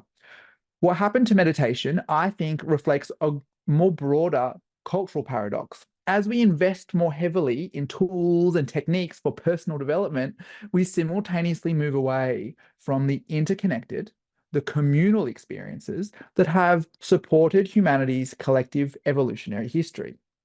The modern Australian pursuit of identity, even through mindfulness meditation, defines success through a solitary journey rather than in relationships with other people. But what if there was another definition of identity? This brings me to the wisdom of the Buddha. Early Buddhism presented a really radical challenge to beliefs about personal identity. In contrast to the teachings that people have an eternal soul or connection with an unchanging God, the Buddha taught that no unchanging or substantial self could be found anywhere in human experience. This isn't a nihilistic denial of existence, but rather it's an analysis, a probing analysis, showing that a person is actually just conventional designations upon the ever-changing aspects of phenomena. Thus, the Buddha's instruction directly was to see all phenomena as not I, not mine, and not myself. Hundreds of years later, Mahayana Buddhism deepened this understanding through two cumulative intellectual insights. First, through the Prajnaparamita Sutras and Nagarjuna's reasoning, the idea that even the aggregates are fundamentally empty of any inherent self-nature further proves that there is no self. Secondly, the emergence of the Buddha nature doctrine introduced a positive dimension to this, suggesting that transcending the illusion of having an individual self is the latent awakening, your Buddha nature, that everyone has the ability to realize. These understandings evolved further in China when Chan and Pure Land traditions incorporated Buddha nature into practical applications for their everyday lives. These innovations were to align non-self teaching towards full human fulfillment through practices like gratitude and compassion in society. This is an extremely important shift. So now the profound philosophical concept of no self is now directly relevant to everyday relationships and communal development. All of these build on previous insights. So we have a transformation of an apparently negative teaching like no self into a positive version of human potential realized through relationship and through community. And this development continues today with Humanistic Buddhism. Past research I've done for my master's at the NTI has argued that Humanistic Buddhism's version of non-self should best be understood as advocating that we are persons among people. This definition further builds upon the Chan and the Pure Land readings, offering a really positive vision of identity formed through relationship and community. But what advantages does this Humanistic Buddhism view have? Firstly, the interconnection between individual flourishing and community well-being is literally built into the definition. To be as we are is to recognize ourselves as relational beings. Collective welfare, therefore, is in our self-interest. Importantly, this concept quickly transcends the theoretical, with life-changing benefits of increased community service, more equitable resource distribution, and stronger support for social justice initiatives, all able to result from a new definition of our identity. Echoing some of our past speakers, and surprisingly for some, this understanding easily extends to environmental stewardship. Malavisi in 2021 articulates how Humanistic Buddhism's broader conception of a self actually encompasses directly environmental care. This concept of an eco-self emerges from recognizing our fundamental inseparability from our ecological systems. So this is much more than a metaphorical connection. Contemporary Buddhist scholars argue that human and environment are linked, and therefore our flourishing is mutual, as is our potential destruction. When we understand ourselves as coextensive with other beings and with the life of our planet, environmental protection becomes a form of self-care rather than a form of self-sacrifice. This is the power of the Humanistic Buddhism's reinterpretation of identity as persons among people. It generates communal ties, collective welfare, and environmental stewardship. By reframing non-self positively, we arrive at solutions to contemporary challenges of social alienation, community breakdown, and environmental destruction, among others. Now, to land the plane, some of the path forward is sketched, but it's very tentative. Much more research and many more voices, professional voices, need to be contributing to this. But I thought I'd like to sketch a little bit of a way forward. I'd like to do a case example of Tien's community of practice. So in 2012, Venerable Dr. Jugo gathered a small group of volunteers to help share Buddhist wisdom within a supportive community, beginning what's called the community of practice. Although I've only been attending sporadically for about the past 9 months, I was immediately supported by dedicating and hardworking volunteers, wise and knowledgeable speakers, and attendees from diverse backgrounds and experiences. Now, over 200 sessions along, I see a powerful movement building in real time. It seems that the communities of practice is a fine example of a community that is ripe to cultivate the view of persons among people through more than just ideas, but in encouraging ways of behaving and living and sharing together. With this example in mind, I've developed on 3 ideas that stand out to me as vital for developing communities of persons among people. The first is bespoke teaching and learning. I think teaching the concept of non-self and replacing it with persons among people requires bespoke pedagogy, that is, educational methodologies to be really effective. This is going to require both the traditional textbook learning, but also direct experiential insight with things like meditation and contemplation practice. So there's formal study and embodied practice, and they need to really hold each other's hands. The second is leadership development. So built into any new education needs to be development of leaders. These new leaders would need to cultivate shared group agreed qualities and values. And I've suggested some like ethical accountability, a demonstrated ability to actually get their hands dirty and solve problems, the encouraging of shared networks and not being divisive, and development of clear succession plans for future building. Thirdly, and I think for communities like this to prosper, and this really speaks to other presenters today, we as Humanistic Buddhists must extend from our immediate circles to help and assist other relevant values-aligned organizations. This would enable a wider scale of impact of benefits. This would include voicing Buddhist insights into contemporary social issues like human rights or animal rights. It would offer strategic partnerships with aligned organizations and charities. And the third that I think is really important is the development of what I'm calling together action initiatives, addressing really systemic changes. The example I was thinking is that no community would be able to completely solve homelessness in Australia, but 100 communities across the country has a real impact. So this together action, I think, is quite important. These 3 domains, learning, leadership, and engagement, look drastically different when we are in communities of persons among people. When implemented thoughtfully, they create conditions where both individual and collective transformation mutually support one another. Now, these 3 things are not exhaustive, but they are the beginning of a larger framework that aims to contribute to the causes of compassionate futures. Return with me to that busy street in your hometown, but this time, maybe notice that something's different. Persons among people. Headphones come off, one by one, eyes meet, smiles exchange, and real connections spark to life. This is what happens when we are persons among people. Luckily for us, this isn't just a vision. It's already happening in communities like the COP, showing us that losing the self is the cause for a defining group morality that will lead to compassionate futures. Thank you for listening, everyone, and well done to the other presenters. And thank you for having me, NTI. Thank you so much, Joseph. That street corner experience, it was visceral. I think even outside of Australia, we all could resonate with that one.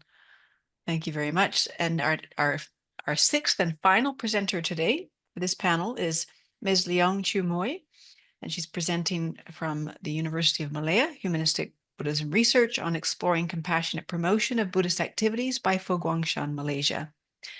So, Yes, Ms. Chiu good Moy, we'll have afternoon you all. you share your screen when you're ready, and I'll spotlight you. Yes. Okay, thank you. Thank you so much.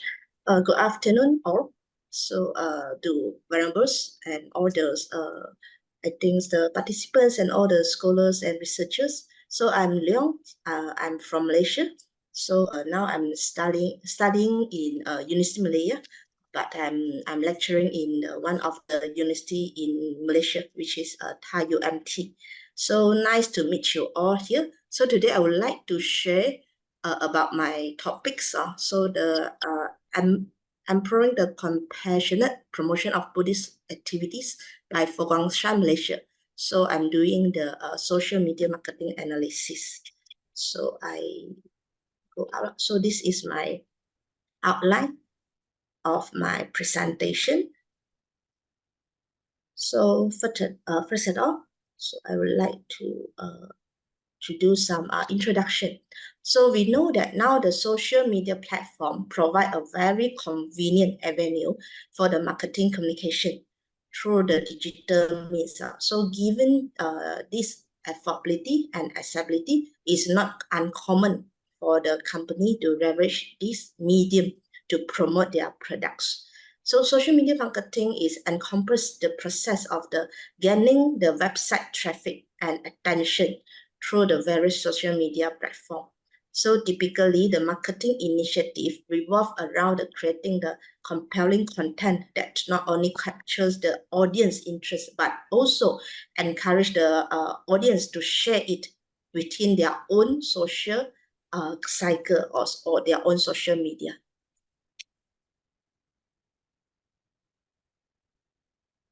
Okay, as we know, Facebook now is offer a higher level of the detail compared to the Twitter profiles. So they had a platform for products to share video, photos, and more extensive description. So through the video, products can be demonstrate their usage and also showcase the testimonial, allowing followers to engage with the content as well. So today I would like to focus on the Fo Guangshan, Malaysia. So Fo Guangshan, Malaysia is one of the many branches of the Fo Guangshan throughout the world. So the Facebook page of Fo Guangshan, Malaysia was established on 23rd June 2009 and currently has a following on 76,000 users as well as 73,000 likes. So the studies will study the social media marketing strategies at in the compassionate promotion of Buddhist activities. So to achieve this, the researcher conduct a quantitative survey, which 61 participants. So the content analysis also utilized to specific focus on the likes and also shared by the content shared on the Fo Guangshan Malaysian page, FB page. So this is my research objective. So is to analyze the social media marketing strategies and also analyze the social media marketing strategy of the Fo Guangshan Malaysia, of the Facebook page, also the Buddhist activities, and also to investigate the relationship on that. Okay, I use the method is the quantitative research, which I conduct 71 respondents, and also I analyze their 1 month of their Facebook page content, which I analyze about 52 posts of that month. Okay, so this is my findings. So my respondents is 20 male respondents and also 41 female respondents. And also that is the age for the distribution to age. So as we see now, I think as all of us know that FB the youngers is not engaged Facebook so much. So we can see the distribution of the age. So it's most like the 45 years old and above.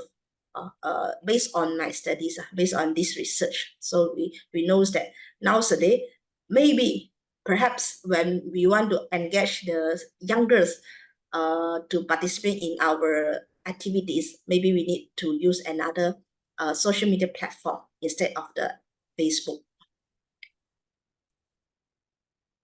Okay, so to answer the research question number 1, so to analyze the social media marketing strategy of Facebook in Malaysia, so we saw that all is show the data indicate that the most effective strategies is the mean score is 3.8. So we can see that that is the engagement, the content creation is more effective in promoting the event or activities. So the lowest one is 2.6, the mean score. So is most of them is not unlikely to engage the live streamings on the FB. Okay, so the second one is the Facebook, the focus on the Fogangshan Malaysia FB page. So we can see that the mean is I support the use of Facebook to promoting the Buddhist teaching and also the activities. So that is the highest means. However, the rest is we can see the 3.8 mean score.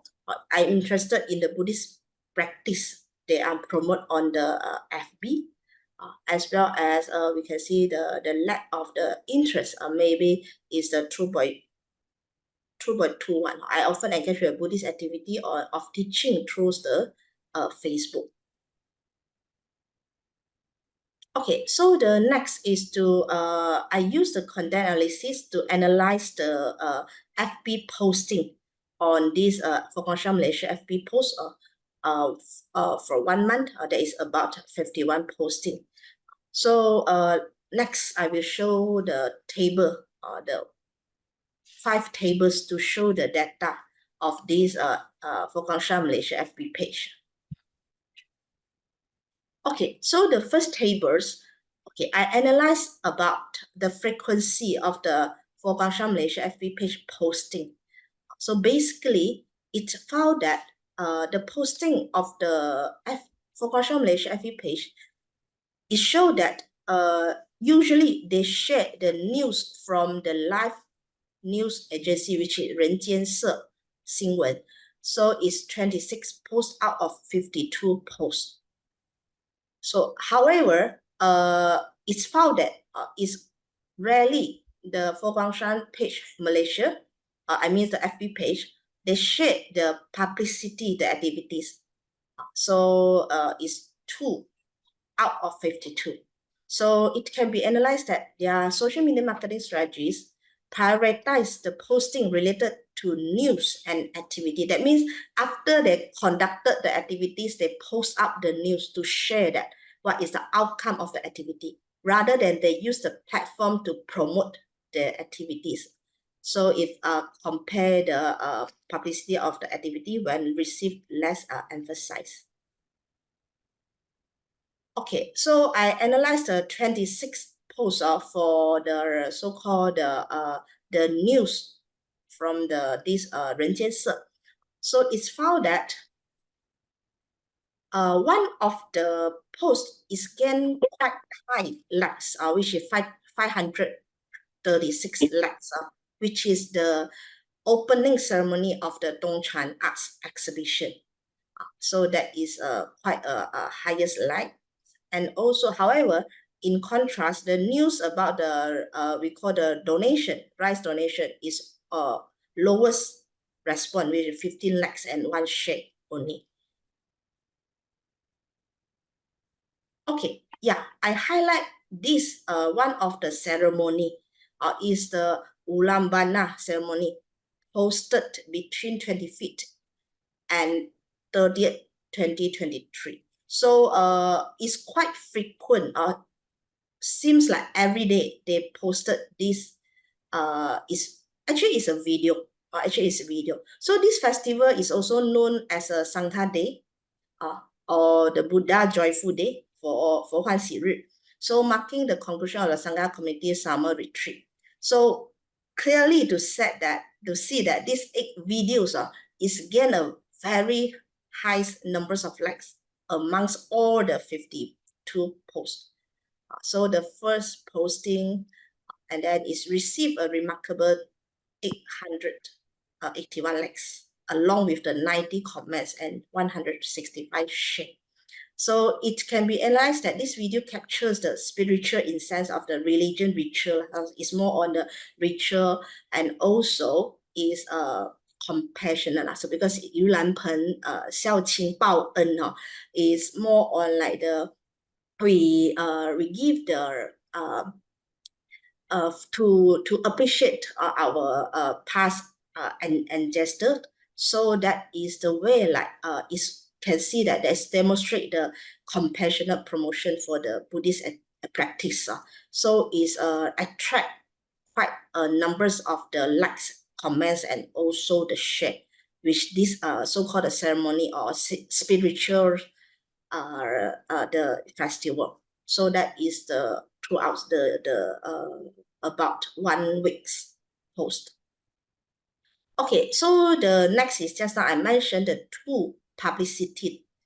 So in that 1 month, they only post 2 publicity activities. So that is one of the sharing section by the Reverend Cheah, and also one online forum by Venerable Hui Kai. So it's also gain some significant numbers of the likes of 200 something. That means that because this is a sharing session from the Venerable Cheah, is the one of the activity with one of the university in Malaysia. So that is also indicating the significant level of the interest among the user in posted this activity.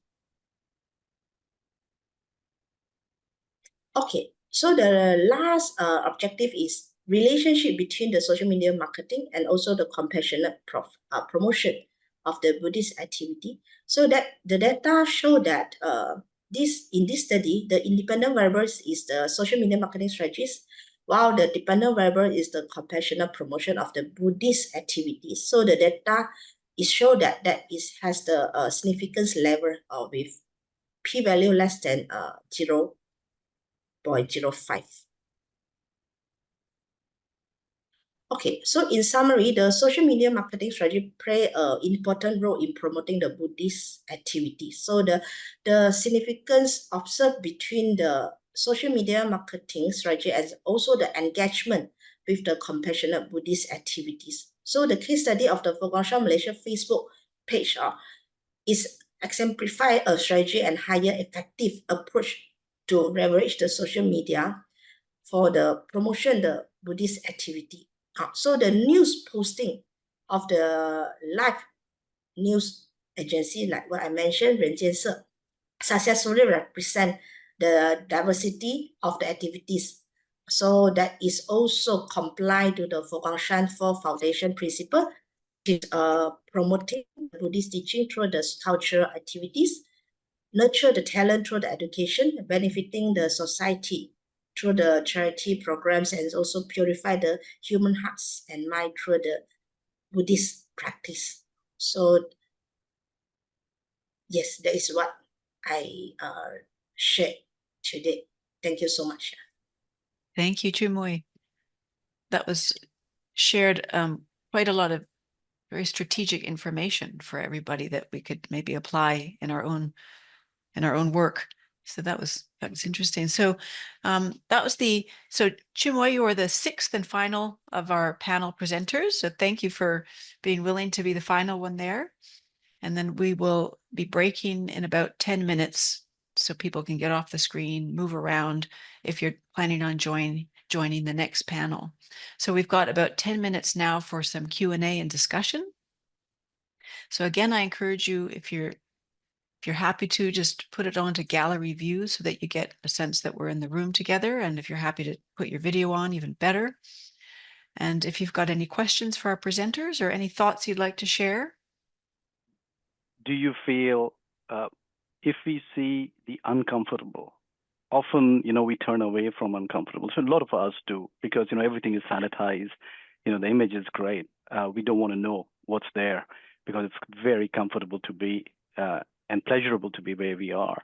Do you think that may also provide some direction towards how to connect? People do come together in adversity and suffering more, I hope, more than really in good times. Do you think? I agree. And the first thing that comes up when I hear those terms is just dukkha, dukkha, dukkha, dukkha, dukkha. So the first thing that came out of the Buddha's mouth was that life is pain. And you can translate dukkha any amount of English ways, but the painfulness, this difficulty is front and center for Buddhist thinking. So to see other beings, not just myself, as needing that care because they are in pain, because they are suffering those unsatisfactory elements, is something that communities can do better than individuals, and also something that, as you're pointing out, that advertising tries to whitewash, because no advertising really shows anyone struggling. They show the person being free of struggle after purchasing the thing that they're advertising. So you're absolutely right. I think taking a very naked, a very aware look of the difficulties of human life speaks to needing to be in cultivating communities. Thank you. Thanks. And Raymond. Hi, thank you, Elizabeth.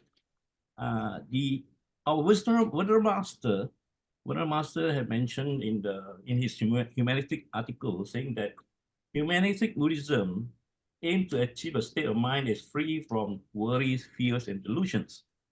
And in the keynote speech by our Professor Louis Lancaster, you say that we should look into the fear of the AI. So in this direction, in the first speaker, when they talk about children, and then we are fearing all the scammers and all that, aren't we supposed to be relaxed and be ourselves, love, accept, and honor, and also inculcate our children to be have skillful ways and ourselves, and also to, in the Sivalovada Sutta, to tell that our children that there are 4 kinds of friends that we should, and then to eradicate fear, so that, if we are going to be awakened, if we inculcate fear in this present moment, I think we will not be develop our children in a spiritual way. That's one. Number 2, this question goes to Yin, and because in this direction also about the media and AI. And I remember in the Time magazine in 1977, it is saying the headline was saying how to survive the Ice Age in 1977, I'm sorry. 1977, he's talking about how to survive the Ice Age. And then in the article in the 2006 Time magazine again, he's talking to be worried, be very worried. It's global warming. So, and now the tagline have changed, climate change. So there are so many kind of, whether it's an illusion or not.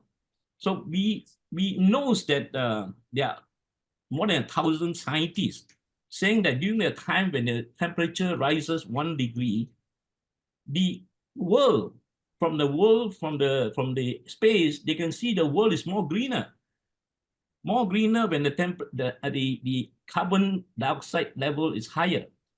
So the plants need carbon dioxide to grow. So I think, I do not know whether it's also another evil side by AI telling the world to be fearful. So what do you think of that, Ian? Thank you.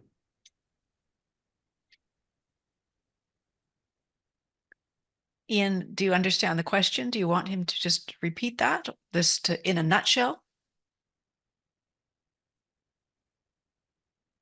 Yeah. Well, in terms of the contributions of environmental decay as with regards emissions, yeah, on the perspective of the Pope, of the Catholic Pontiff, there must be a refocus of understanding of what this development is, because whether we like it or not, we are using technology in order to advance our economy. However, yeah, there must be, I would say, some responsible usage of all the things that we need for this development, because in one way or the other, people are actually abusing what the earth is telling us or is giving us.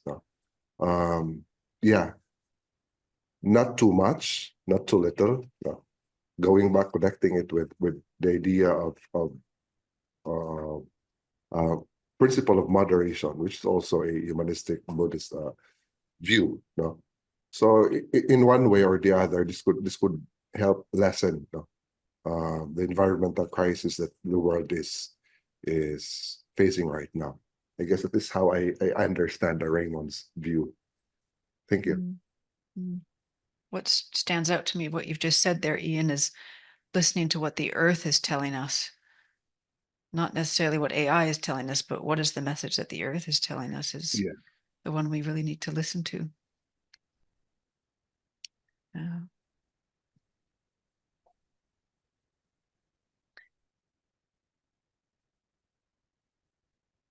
Any thoughts or questions? There's another question in the chat for you, Joseph. I wonder how we would be able to manage the conflicts between individuals' ideas and social ideologies. How would we come to compromise and be in harmony with others in that sense? Fantastic question. So I really like the humanistic of humanistic Buddhism, because we are human first and religious second. And we are human first and employees or family members, etc. second. So I think the wisdom of this is in its simplicity.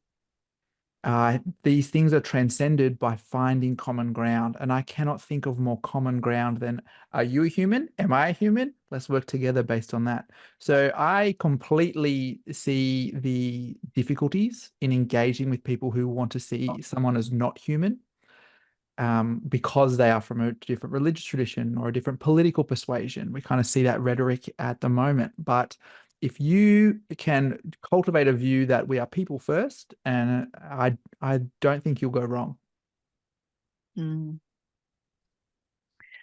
Yeah, it seems so simple, yet so difficult. It is in a way quite simple. Just remember it that way. Yeah. Chimwei, I just wanted to note that in your discussion, I noticed that, one of the most kind of liked forms of content was the videos of the ritual, the Ulambana ritual. And I wonder if you observe in your community that rituals tend to get kind of more response than other forms of activities. Do you find that in general, that rituals? Because I just analyzed only 1 month. That is only that ritual that I can observe. However, I think I can put more efforts to analyze perhaps more time frame to see the nature of the activities that will gain it will more attract the followers as well as the Buddhist participants. Yeah, it's great.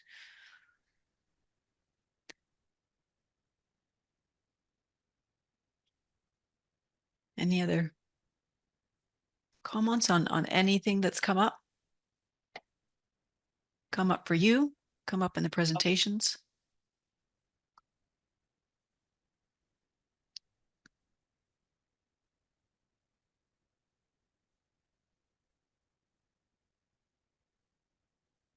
Well, I think because some of you might be attending the next panel, we'll give you a chance to get off the screen and move around. So just a reminder that each panel has its own unique Zoom link. And in case you don't have the next one at hand, I'm just putting that in the chat for you here. So if you're going to the next panel, what I'm putting in the chat is the Zoom link to that. And the next panel, it's funny, we started here at 5 p.m. local time, and the next panel will start at 5 p.m. in the Philippines. So, you know, we continue this time zone relay. And it's panel 2, transforming while being transformed. And so we'll close this panel here and thank everybody for your presence and your participation, and especially thank you to these wonderful 6 postgraduate students for all of your work and your sincerity in preparing and sharing this research and your life experience and these values. I think there's something, maybe it was quite reaffirming. You know, I think we know that we're all in this together, but for me, this colloquium, it's like, yes, we are in this together. I really feel quite reaffirmed by that. And, you know, I think all of us probably can take away different parts to continue reaffirming and inspiring us. And so, as Pope Francis said, all of us are linked by unseen bonds and not just Zoom links. So keep in touch. Remember to keep reaching out and stay in touch, and remembering that caring for others is caring for the self, but caring for the self is also caring for others. So do take good care and remember that self-compassion. It's a difficult world. So thanks, everybody, and look forward to seeing you again and the next gathering, whatever that might be. Thank you for sharing, Elizabeth. You did a great job. Most welcome. Well Thanks, done, everyone. other presenters. Thank you. Bye. Thank you so much. Thank you.